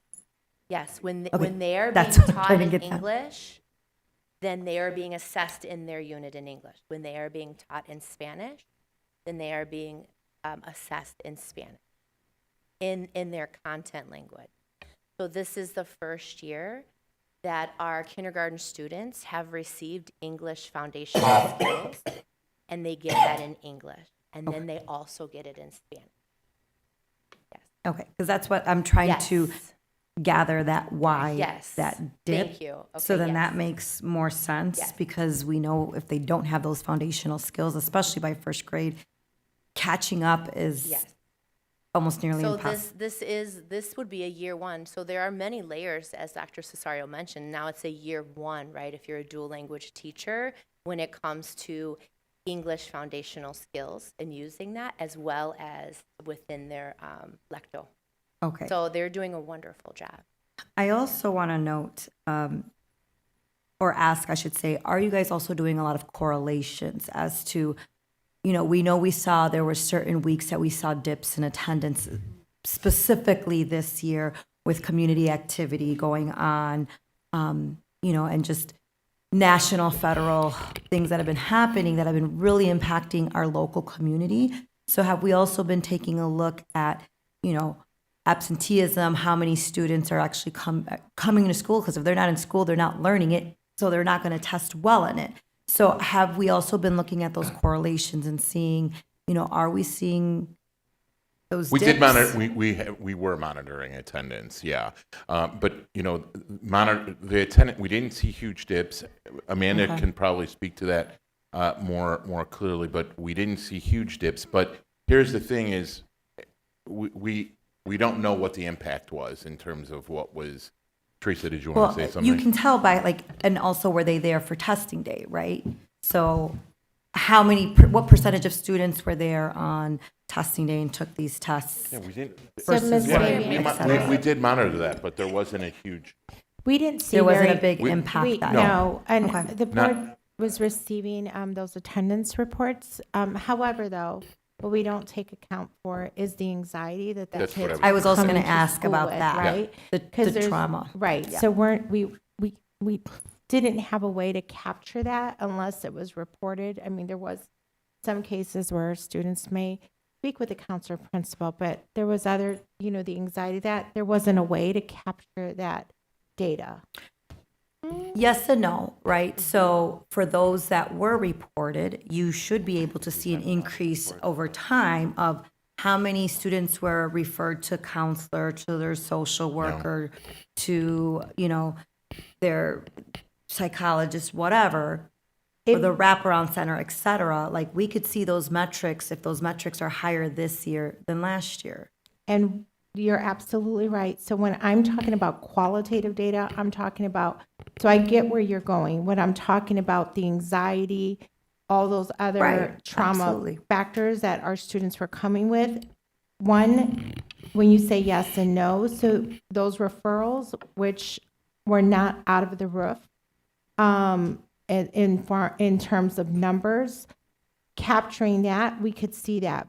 What I will tell you is I believe that there was a lot that we did not capture, nor did we want to capture, because then we're capturing data that we would have Why to are you so report if we were ever subpoenaed. Yeah. So there's a stance there, and I say that to say we don't ask, don't tell, we don't know.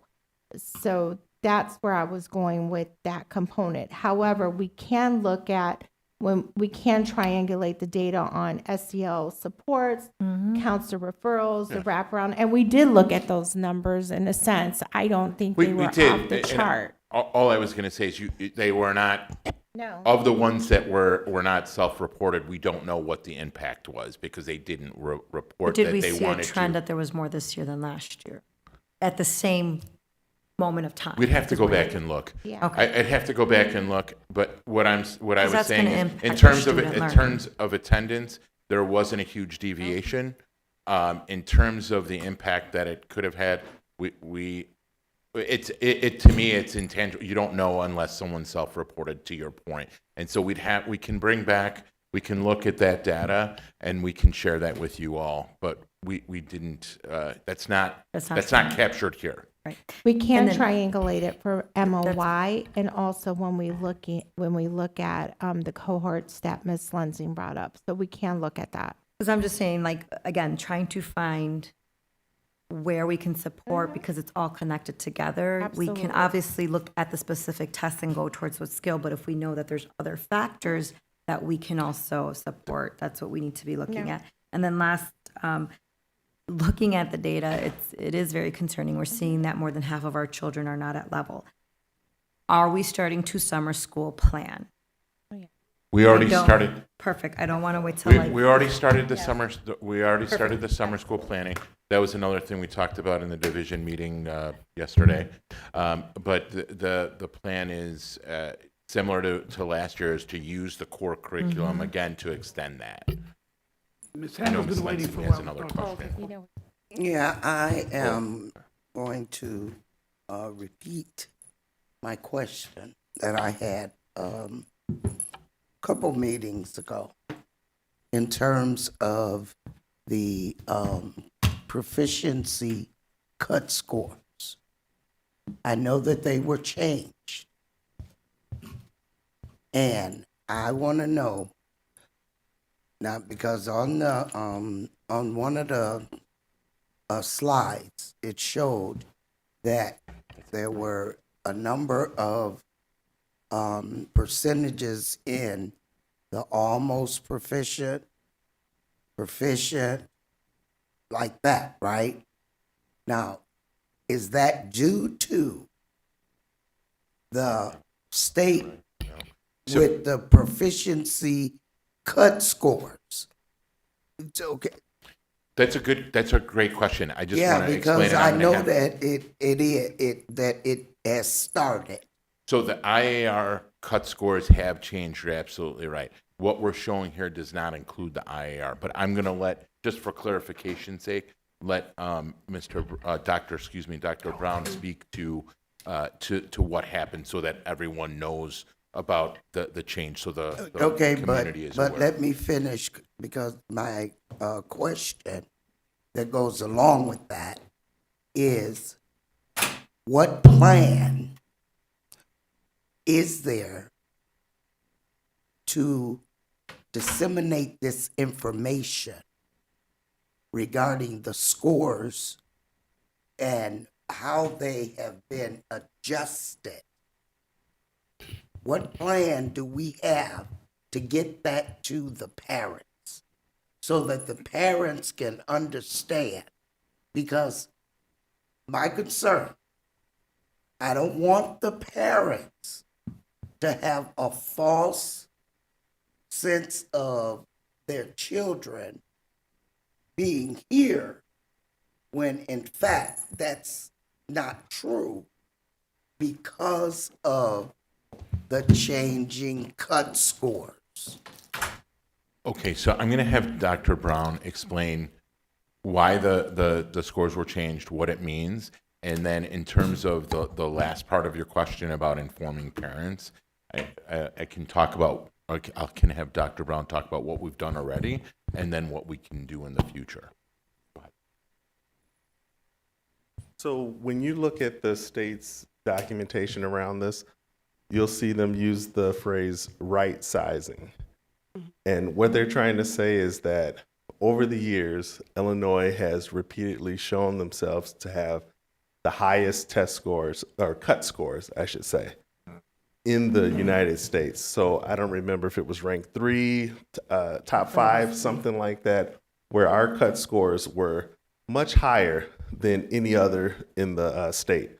And so after many, many people spoke up about it, the state finally said, we need to take a look at this. And so over the past year or so, they've gone through the whole process of trying to do standard setting in order to say, what is the real score that we should have that would deem a student in 5th grade proficient? So they took a lot of volunteers from around the state. We had a couple from our district that participated in it. I participated in one session prior to that for the performance level discussions. But the process is basically, I have this assessment. I need to be able to decide what is my cut score for students that I'm going to say are proficient. What is the absolute minimum that they should be able to do to be on the cusp to say that I am proficient? And they ask all the people around the table, and they go through all the items, and they come to consensus to say that students can answer questions 1 through 24. And that's the minimum that they should be able to do in order to become proficient. Psychometricians and the rest, they'll go back and they'll say, all right, that equates to a cut score of 748, when previously the cut score was 757 or something like that. And that's how they come up with their new cut scores. So it's something that the whole entire, I shouldn't say the whole entire state, all the volunteers that they had that got together, they all agreed on that. And that's what was pushed out by the state. So it wasn't meant to lower them, like dummy them down, but that's why they came up with the phrase right size. They're trying to make it realistic, because there were plenty of students.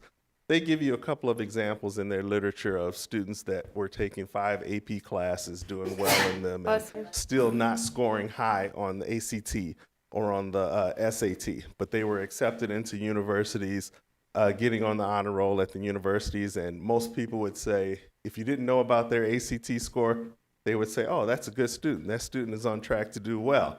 But then you find out that their ACT score was below some level that was set by the state, and that was putting a label on them of you're not good enough, when everything else was kind of saying that you are doing well. So the state finally came back and said, let's take a look at this and see if we can Right, I'm right aware size it. of the process. Okay, I'm sorry. That took place. Maybe the others weren't, but I specifically, I want to know what you all are doing to inform the parents about this change. Now, one approach that we've had is through a previous, what do you call those? The parent university? Parent university, where the parent universities, where we're doing that through YouTube and online, where we were explaining again about cut scores and how they work and how to interpret your students' test results. It mentioned about the changing of the cut scores, but not necessarily that now that your student is a 5th grader, the score is going to be 745 instead of 758. That wasn't the overall focus. The overall focus was about understanding how to read your assessment score, what the performance level means, and what you can do about that. Okay, I hear you. I'm still wanting to hear my question. I can help with Okay, this, Ms. because I need to know what we're doing. I got an assignment to complete. What are we doing to make sure that the parents understand that there has been a change? So, go ahead. If you don't mind. Yeah. So I'm going to let Ms. Maluski and Ms. Ricela Sanchez speak a little bit more about this, but there are some curriculum brochures that are going to be disseminated shortly through FACE, and then I know that Jennifer also has some meetings coming up where she will be discussing that as part of that conversation. But I'll let I'll let Ms. Maluski speak to the curriculum brochures first, and then I'll let Jennifer share what the information that she has. Have the brochures gone out to the parents? Hi, good evening, everybody. Yes, so at the beginning of the school year, we did provide all of our building administration with help of the teaching and learning team, as well as our FACE team, with all of the links for our curriculum brochures for our families. They've been translated and are in really nice formatting so that it's not too much of information all at once. And so all of the principals received that at the beginning of the year. Those were provided to classroom teachers that could link into their own parent newsletters that they do with their own classroom level. The FACE liaisons that we have now are going to be doing grade level specific trainings at the school level with the curriculum brochure, so parents can know specifically if my student is a second grader and I'm coming in for second grade curriculum information. I can learn more about the curriculum assessments. I can learn about more what curriculum resources we have at home. And I can know specifically what how to log on into some of those platforms and applications that are available for use at home. And so those are, with the liaisons now in place, that's one whole scope of work that the liaisons are responsible for in terms of parent engagement at the school level. And, okay, and that's great. Okay, so let me, one more question. Yes, ma'am. Okay, and I know that we have students that, that has been struggling for a long time, and I don't even know if you all still categorize them in student groups or no? In the sense of, I'm sorry, in the sense of? Like, okay, like our Black Boy Initiative. By race, by ethnicity? We can look at by the data. Okay, because, Yes. I want to know how, where are those individuals, those students that there was a focus on. Mm-hmm. And so where are they now? Yeah, we can look at the data in a variety of ways. So we can look at it by race. We can look at it if they're diverse learners, if they're, we can look at it in a number of ways. So if you want to look at some data like that, when we come back for MOI, captured Ms. Lindsay and what she would like to see.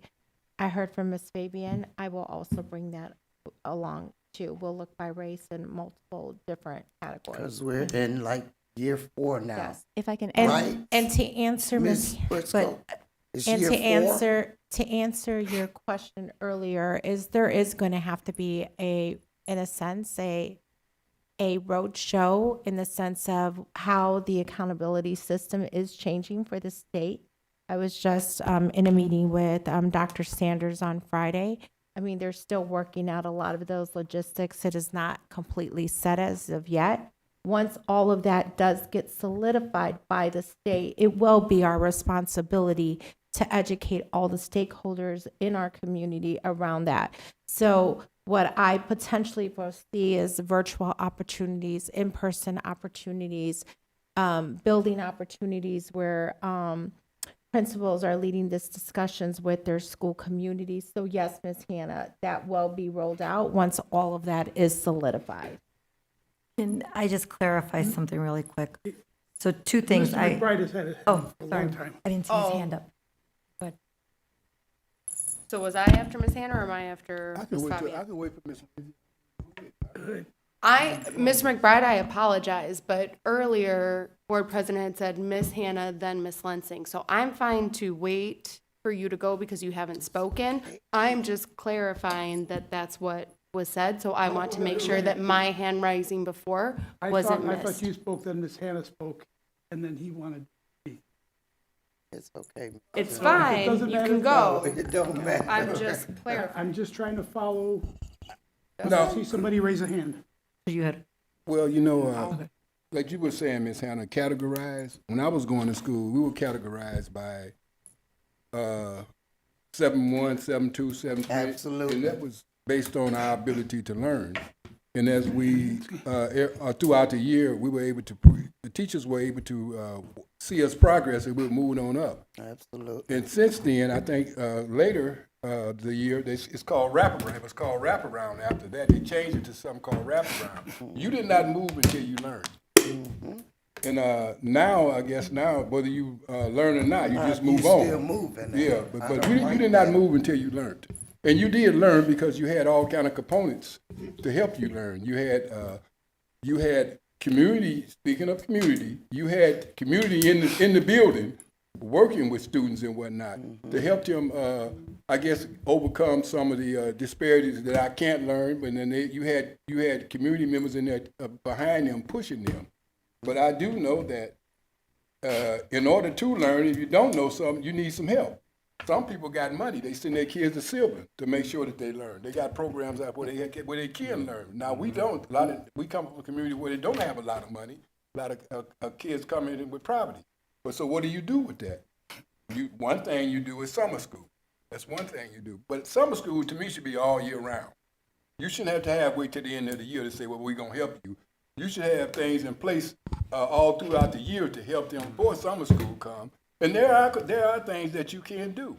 You know, you spoke about the wraparound. That was the whole purpose of the wraparound, for having it there. Also, too, you got the Boys and Girls Club. You got all kind of programs out there, I think, that you can tap in on for kids that you can send to help them learn. But back to the parents, I heard talking about but if the parents don't know where to go with their kids when they're having problems, and I heard someone say also, too, sometimes the parents can't help because they're a little short educated themselves. But at the same time, once they do realize their kids are falling short, we should be able to have some place to send them. So I'm saying that you need to think outside the box, and we got the money, come up with some solutions to send these kids once you recognize it. Don't wait till the summertime to do it. And you're doing tutoring, but tutoring comes in all flavors.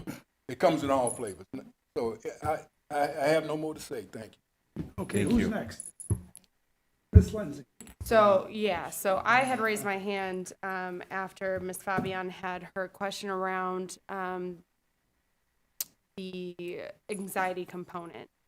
The thing is that while we may know it, the federal administration may not realize it. So even if, to your point, Superintendent, we were to collect that data, we're in a community that's heavily impacted. So even if you are the targeted audience of those efforts or not, you could still experience test anxiety. But to your point, it may be used against people to target them for alternate reasons. And we still also have students that have general test anxiety. I know as a parent myself, my kids are like, oh my God, I have, iReady coming up, I have MAP testing coming up. And my feedback has always been to them, don't worry about it, just do your best. Because the more anxious you are, that's going to impact your performance more than not knowing. So my general question is, we are worried about their mental health overall. I don't think it would be a bad idea, though I don't know how big of a lift it would be, to set up an anonymous survey for each week, whether it's, our elementary school students doing it during classroom community time, whether it's during the advisory period for our other students, once a week, just having a check-in of how are you feeling overall, so that we can track over the course of the year. Once a week, check in, and when it's around testing time, you can start to pinpoint, okay, we see higher, lower, et cetera. Exactly. Yeah. No, you're absolutely right. And one of the things I was going to say before is these are things that we're already doing. Okay. We have a lot. I think one of the first things that I know I did when I came, because it was one of the things that was really important, was making sure that we were addressing mental health concerns. Yeah. So we have a number, not only program-wise, but also curriculum-wise, in terms of Second Step. And then we have tools to survey students like Panorama and things like that. So when I was referencing it before, it wasn't self-reported. So because on any given day that there is a test, there are going to be students that have test anxiety. Yeah. Right? And if a student addresses that to us, I feel confident enough to say that our teachers would address that with those students and make sure that they had whatever supports were available to ensure that student got what they needed in that time of crisis. specifically as it related to the question that was posed by Ms. Fabian about what had been happening. Yeah. I don't want to speculate that it could have been a factor. I would assume that that would be a factor because it was a factor for all of us. We were all concerned and consumed with what was happening. We were checking, when we ask about the attendance, we were looking at attendance on a daily basis. And that's how I know that it wasn't impacted. Surprisingly, it was not impacted to the degree that we thought it would be. But yes, we do have things in place to be proactive, not only reactive, but proactive, to talk to kids about, hey, you may have, you come up in these stressful situations, how do you handle them? One of them being test-taking situations, making sure that you're breathing and doing what you can to alleviate anxiety. But then again, always making sure that we're here for our students. They need something and directing them to the appropriate support.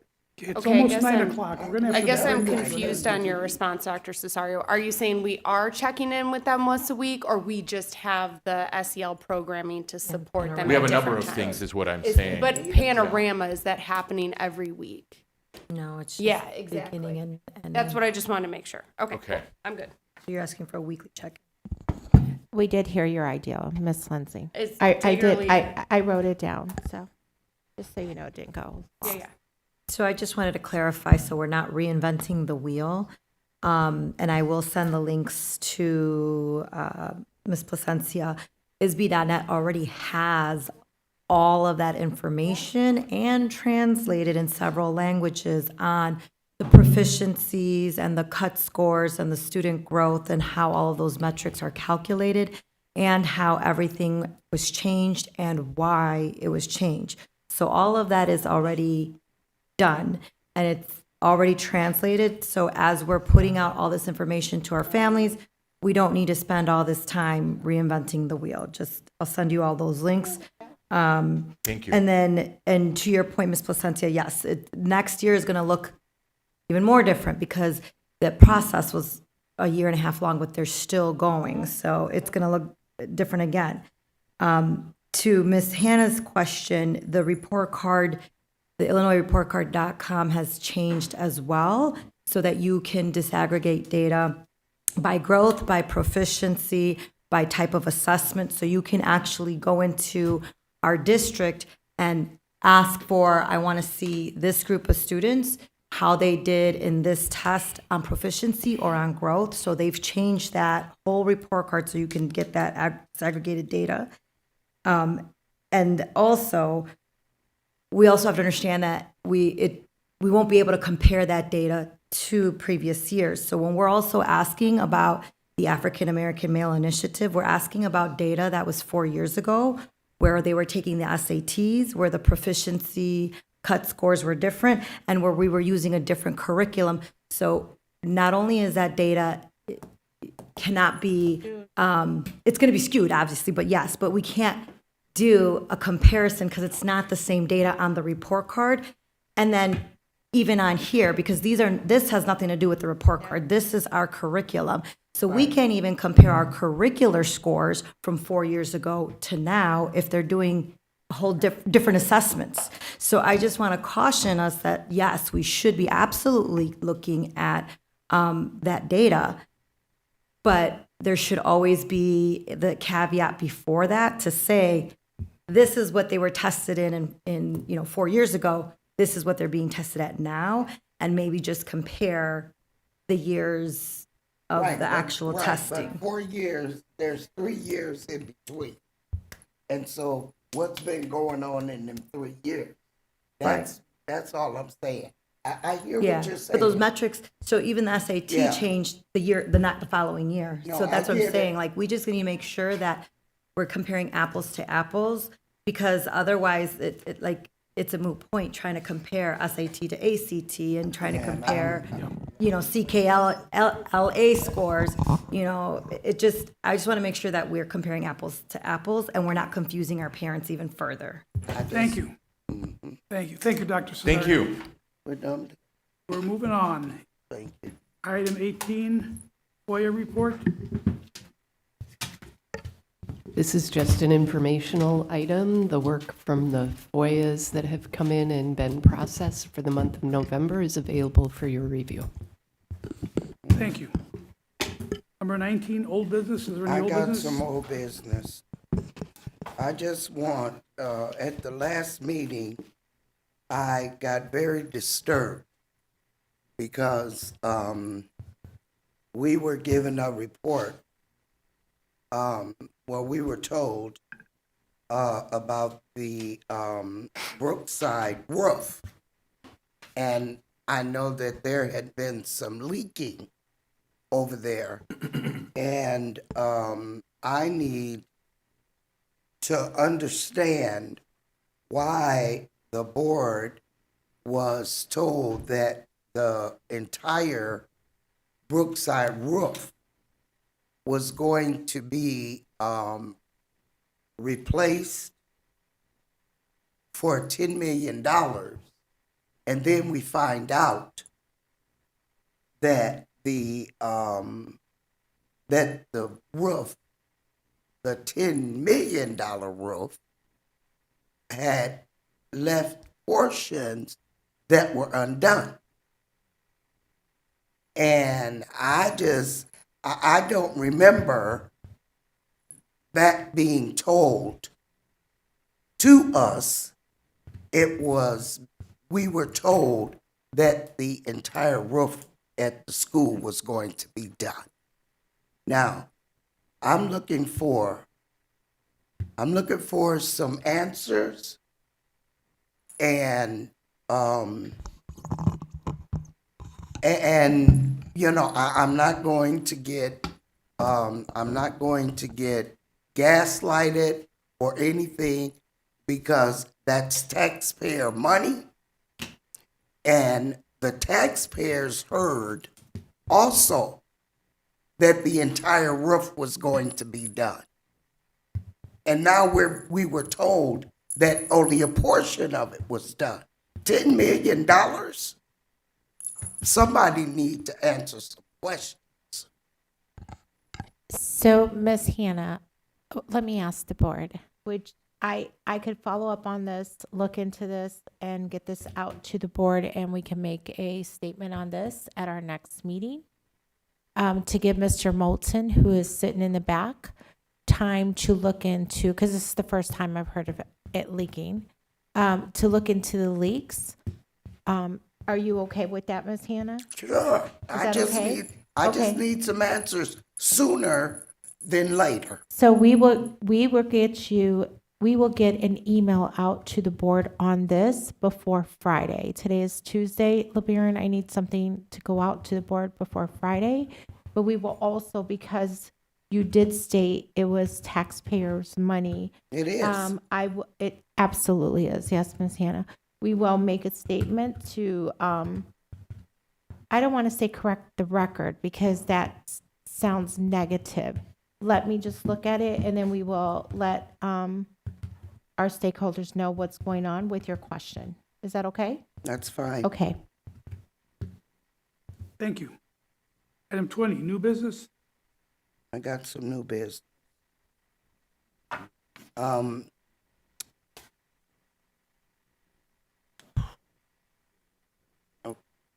Give me a minute.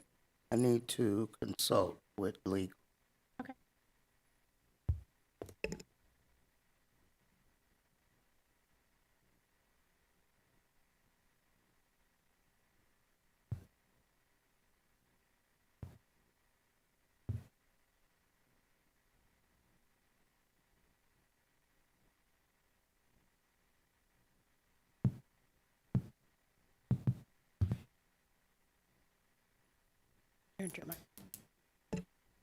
Okay, with all due respect, and I was told this by a community member, and the reason the community member knows was because the community members were an eyewitness. Okay. And I'm a little bit embarrassed to even say this, but we have, I'm going to premise it like this. We have this beautiful building here, 214 Washington, that we invested in, the school district invested in, and we also have Lincoln Center, and we have multiple schools where meetings can be held. But when I get and I hear that our staff is going into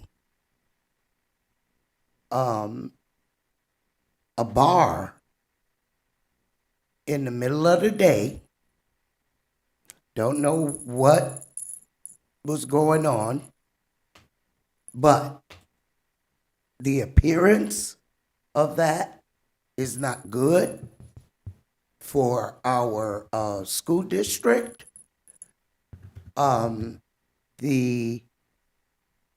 Aside from, there's many things, and as board president said, there's things that are happening in our district, and there's many things that need to be repaired. But one such thing could take and knock all of that down just by the appearance. And we have too many buildings for us to hold any kind of educational anything at a local bar. And I'd like answers on that as well. So I can answer that. I don't know exactly. I know Dr. Cesario wants to come up. I'm going to try to start answering this for you.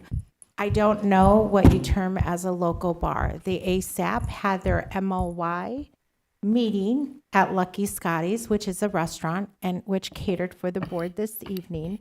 They rented out their upstairs space, and they had a meeting with approximately over 30 to 35 people. There was 50 people. Okay. So Can I just yeah, finish please and I'm do. gonna turn it over? There was no liquor served. It was during the day. I was there approximately maybe 2 hours. We had presentations on data. People received awards. There was a buffet. There was I did say the acknowledgement. I do not term Lucky Scotty's as a bar. It is a restaurant that many of us visit during the lunch hour. And they do have an upstairs facility to rent out to host for meetings. I also know that Dr. Cesario acknowledges his ASAP team. I believe it's twice a year. And last year, I believed it was at Primo and Gurnee. The goal was to ensure that we were keeping money local and local businesses in Waukegan. And that is why they chose Lucky Scotty, where people could walk over. Go ahead, I'll let you speak at that sure. point. Actually, I just wanted to clarify a point. I didn't rent any space. Okay. They gave it to us for free. It's the second floor. There was no alcohol served, and there wasn't a large enough space to hold that a meeting. So we're having, even though we do have these beautiful buildings, as you mentioned, Miss Hannah, there often isn't enough space to hold all our meetings. And I did want it to be local. And so I looked at what our neighbors, I didn't want to move people to have to go very far, but I can share the agenda with you. There was, as I mentioned during the earlier conversation about the platform that we were vetting, that was an hour and a half or 2 hours. Those people were there presenting. There were updates on our priorities. My goal is leading the division isn't only to work with 5 or 6 people. It's to work with all of the people, the managers, the coordinators that I don't get to see on a daily daily. And so I understand the concern, and thank you for bringing that up. It was, when I looked at it as it was a restaurant, not a bar. They give us 20% discount or 15% discount. There's employees who go there. They go down to Greentown, they go down to Post. We want to encourage the patronizing of businesses in the community here. I and that's what I was understand that. trying to do that. So I'm sorry you viewed it that way. No, it's not that I viewed it that way. Okay. It's how the community. All of them? No, the people. No. Okay. I just wanted to ask a Let me make question this to you. clear. If someone told me, Mm-hmm. someone told somebody else, and if they told somebody else, they told somebody else. Do you understand what I'm saying? So it's the appearance. You understand? And I respect what you were doing. Thank you. You understand? But that you would never. This is something unprecedented. I'll say that. Going into, we have this educational center. Greentown is used quite often as Oh, well, and I believe that Don't tell me that, because I didn't even know that. Well, not by But us. I don't want but to. it's Can I used- just help? Sure. If you Google Lucky Scotty's and I'm on there, it says Lucky Scotty's restaurant, not bar. So I think words matter. Do they serve alcohol? Absolutely they do. Were they serving alcohol at the meeting? Absolutely not. There is not many restaurants in Waukegan, and I can't even think of one that does not serve alcohol or at times even has gaming in their restaurants. We were not on the first floor. We were in a private room upstairs. And so it is a restaurant during working hours, not at 7, 8, 9 o'clock at night. This is working hours. That's what And so is I hope I bad. clarified it for anyone who had concerns.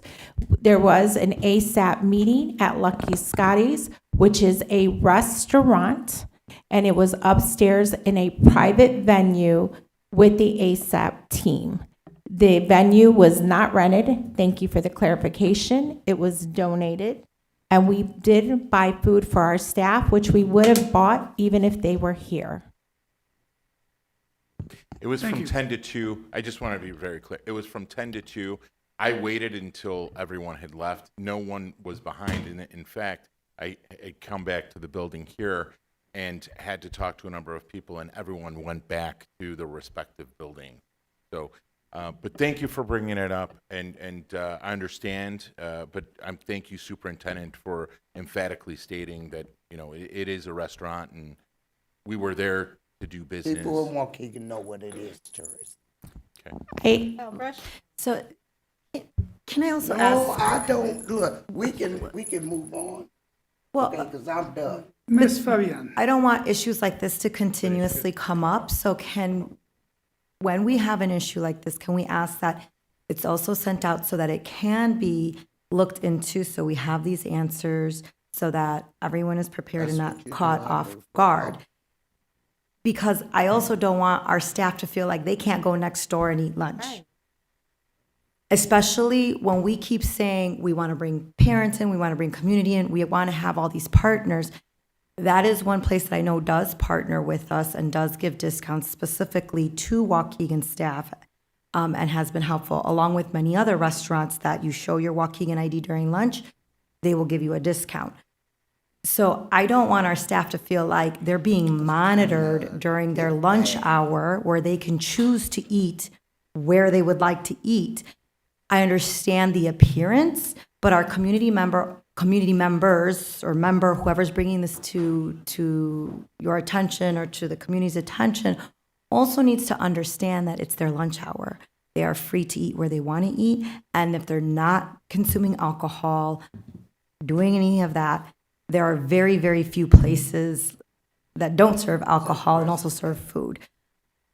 I just think that these kind of issues should be, brought up like in an email first so they can be investigated, and then we can explain it out, because I'm sure there's going to be other instances like this. And I just don't want our staff to feel like they're constantly being monitored and micromanaged. Thank you. Ms. Lensing?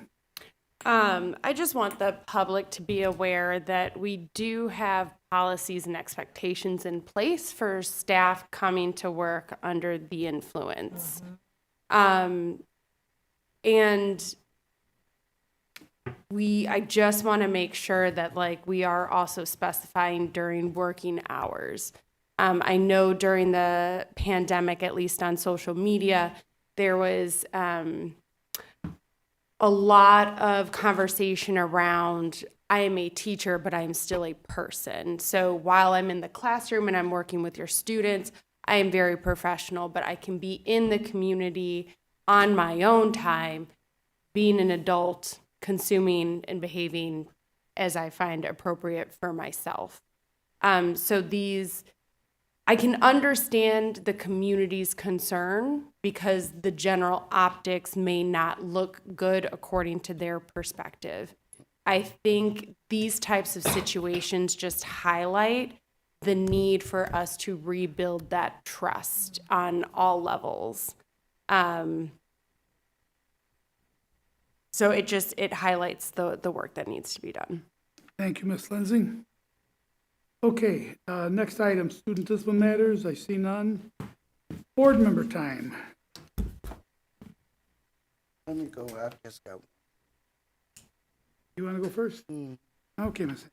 Okay, first and foremost, you know that we have 3 of our former students that attended Brown University. There's 3 of our students. Mr. Aljakas, did you find out anything? No?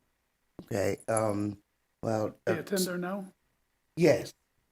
And if there's someone out there that could possibly let the superintendent or somebody know that our 3 students that are presently at Brown University, if they're okay, then I'm sure that would ease our minds. Okay, so somebody out there, if you hear us, let us know. And the other thing, you all have a Merry Christmas and enjoy your time off. Get rested and just look, it's time for us to go on the last leg of the rest of the school year. Thank you, Ms. Hannah. Ms. Lensing? I wanted to touch on a couple of things. Board President, I appreciate you highlighting the conversations that you had, especially with regard to our Lakeshore campus of CLC. For parents that don't know, CLC also has a fast-paced program targeted towards our 6th, 7th, and 8th graders. So what they do is they look at the top 5% of kids throughout the county and offer them opportunities to enroll in classes at CLC for enrichment. We do have several Waukegan students that qualify, and as a parent, one of my concerns was that they were not offering any courses here at the Lakeshore campus. So it's been raised with them, and hopefully because of how great they are doing, I can now kind of push to say, really, we need something in Waukegan for our kids because it is a cost to families. So I hope they have scholarships going as well, but it would be nice for us to host some of the other middle school students across Lake County at our beautiful campus that is doing such a great job. I also want to put out a reminder that there is the food drive on Friday. Mr. Moat, correct me if I'm wrong on the times, but I believe it's 4:30 to 7. 4 to 7:30. 4:30 to 7:30. And that's at the Brookside campus. So these, again, are holiday meals that the district is providing to families that need them. We do have our students going on a 2-week break, and I echo Ms. Hannah's sentiments that we want you to rest and get the much needed downtime. Thank you for posting that. But I just want to make sure that families are again aware, 4:30 to 7:30 p.m. at the Brookside campus, picking up at door 25. Huge thanks to the volunteers that are helping support that initiative by being out there in the cold. I also want to I was not able to attend, unfortunately. I'm sure Mr. McBride was there, along with maybe other board members, but the basketball game that happened this past Saturday, I had a prior boss reach out to me. He was like, "Are you here?" And it's like, "No, I'm in the city with the kids." But it was a great game. It was well fought. So our kids are doing a great job, and I hope there was a lot of attendance at this game.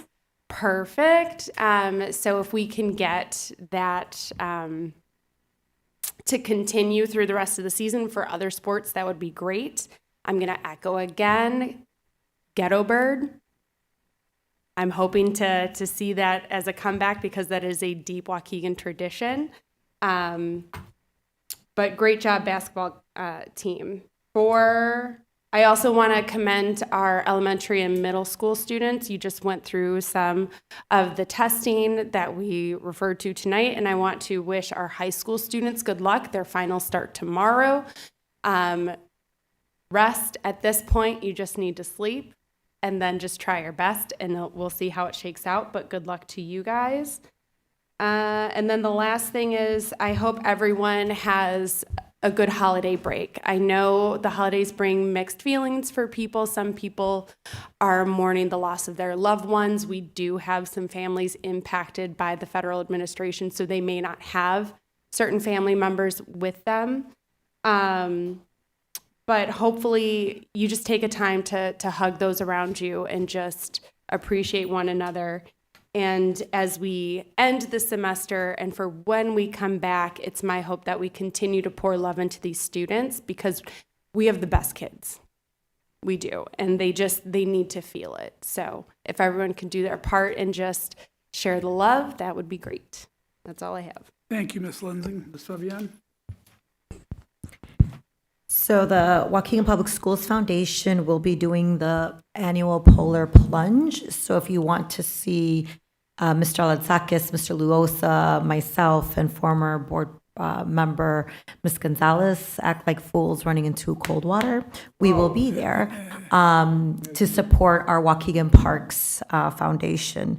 And that is on New Year's Day at Waukegan Beach. Along with that, we've been seeing a lot of our teachers requesting their funds and reimbursements for the grants, and so we're really excited. We've already received a few pictures of some of the activities that they've been doing, so please continue with those. We're really proud of those teachers. Along with that, in thinking of what Mr. Rodriguez said earlier, and the new year, I think one of my resolutions is going to be just to be more mindful of my words and how I speak about not just our district, but our community in general, and just making sure that, I'm personally continuously promoting all the positivity that's going on in here. And that's not to say that we don't acknowledge our areas for growth, but just also understanding that our students hear what we say and see what we say about our schools, about our community, about them. And so just minding my words. And then that was a great spotlight the beginning of this, our session for the assistive technology. I don't know if it was explicitly stated, but November is Assistive Technology Month. So thank you to all of those who support our students. I will say I have had to learn that in my own personal life, using those tablets, they're not cheap. They have to be updated. And there's a lot of programs on there that are very, very helpful for someone who cannot communicate verbally. And sometimes your insurance doesn't even cover it, or it's very difficult to get those types of items covered. So it's so important that we have these IDEA funds that our federal administration is pouring money into our students with special needs to purchase these types of items and train our students and their families on how to use them, because it is very, very, very critical for their growth, for their understanding, and for their emotions. Not being able to talk is and express your needs can be very, very stressful, not just on yourself, but on your family. So thank you again to all of those staff that really work with our students who really need those supports, and with their families as well. And then just as community members, again, pushing your legislators to really support federal funding for all our academic programmings, especially for those who are most vulnerable. And Feliz Navidad for those of you who celebrate. If you celebrate something else, I hope you are enjoying this season. If you do not celebrate, just take a break and relax and enjoy. Thank you, Ms. Fabian. Ms. Allen. Okay, I just hope everyone has a good, nice, long break and enjoy time with family. And happy holidays. And also thank you for the gift. I really appreciate it. But yeah, thank you. Mr. McBride. Excuse me, Mr. Riddles. Going back 4 years, Miss Hannah, we were in a session where we had a kid come in over at the high school, was troubled, and we had to make a decision on him, either suspend him for the rest of the year or come up with some kind of alternative for him. We sent him to AEOC. That kid is staying with me now. He's graduating from Alabama. And he said to me, if it don't be for you and Miss Hannah, ain't no telling what would have happened. And he made it clear he wasn't no bad kid. He just needed the opportunity.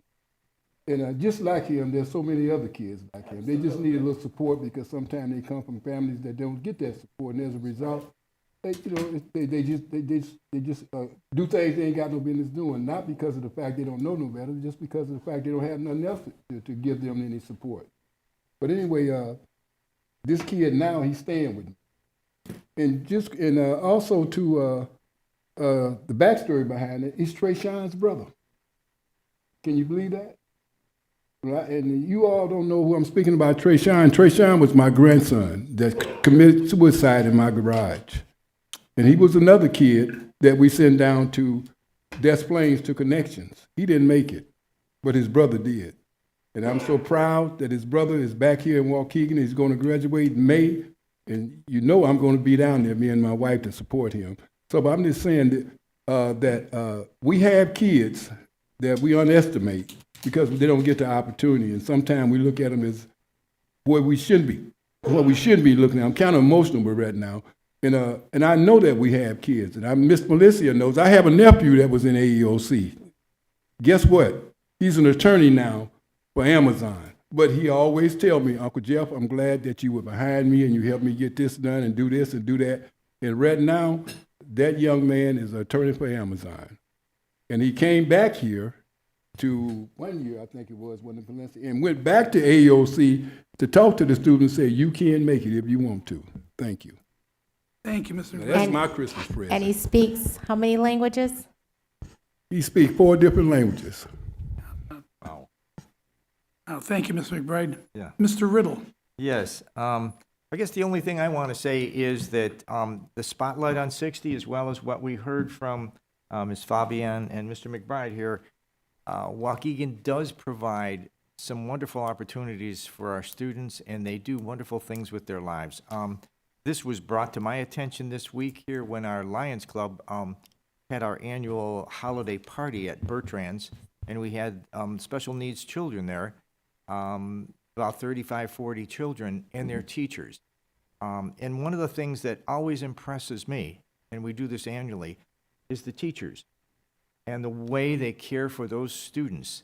And you can see that we have some of the best teachers in the world here who really work with our kids. And for the last 2 years, we have had one of those students who has moved on to my alma mater. In fact, Ms. Fabian. Mine too. Yes, her kid. She was teaching this child. How many years ago, Ms. Fabian? Oh man, she's in her sophomore year. So she's in her sophomore year at Illinois State, my alma mater. And I asked her just this past week, what are your plans? What are you going to do? She keeps coming and volunteering at our party. Pardon me? No, I'm just clarifying, not my child, one of our No, one of former your students, one of your yeah. former students, She yes, was, one of she's Fabian's former students. hard of hearing. And she volunteers and wants to be an inspiration to these other children that come to the party. She's on Christmas break right now, and I asked her, what are you wanting to do? And she said, I want to be a teacher. I want to continue to inspire kids to do great things.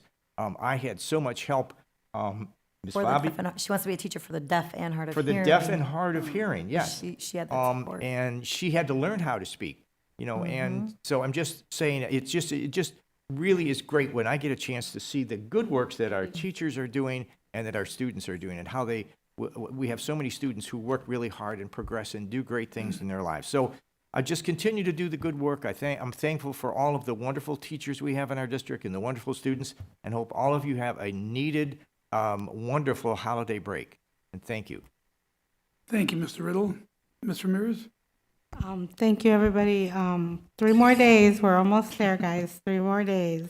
Congratulations to all the teachers, students, parents. I know that our high school has finals. I know you guys are going to do great. Just hang in there. Happy winter solstice to everybody. Christmas. Feliz Navidad, Kwanzaa, Hanukkah, whatever you celebrate. Please make sure to take time out just to be with yourself, friends, and families, and just enjoy this last 2 weeks we have here in 2025. Thank you, Mr. Ramirez. Mr. Jacobo? I'm just here to wish you guys happy holidays in advance. For those who are taking finals, wish you guys luck. Just hang in there. Just 3 days. We've gone through 3 days for the whole semester. It's just 3 other days, just actually a little bit more harder, but you guys got this. I like to appreciate the gift you guys left me. I really thank you all. Besides that, good night. Have a long, good break. Yes. Wonderful. Thank you, thank you. Yes, Ms. Hannah? Oh, you're welcome. You're welcome. And I just want to thank everybody who stuck with us this late. All the survivors. Thanks for being with us. Thank you for all that you do for the district. We really appreciate it. You know, sometimes it's hard for you to realize how much we appreciate all the people that we have working for the district. We have some of the finest employees here, and I just don't think that you are given all the credit that you need. And just want to thank you, wish you the best for the holidays, and guess we'll see you next year. Right. And with that, I'd like to ask for a motion to adjourn. Motion. Motion by Ms. Fabian. Second. Second by Ms. Lensing. All in favor? Aye. Opposed? Motion carries. Meeting is adjourned at 9:36. There.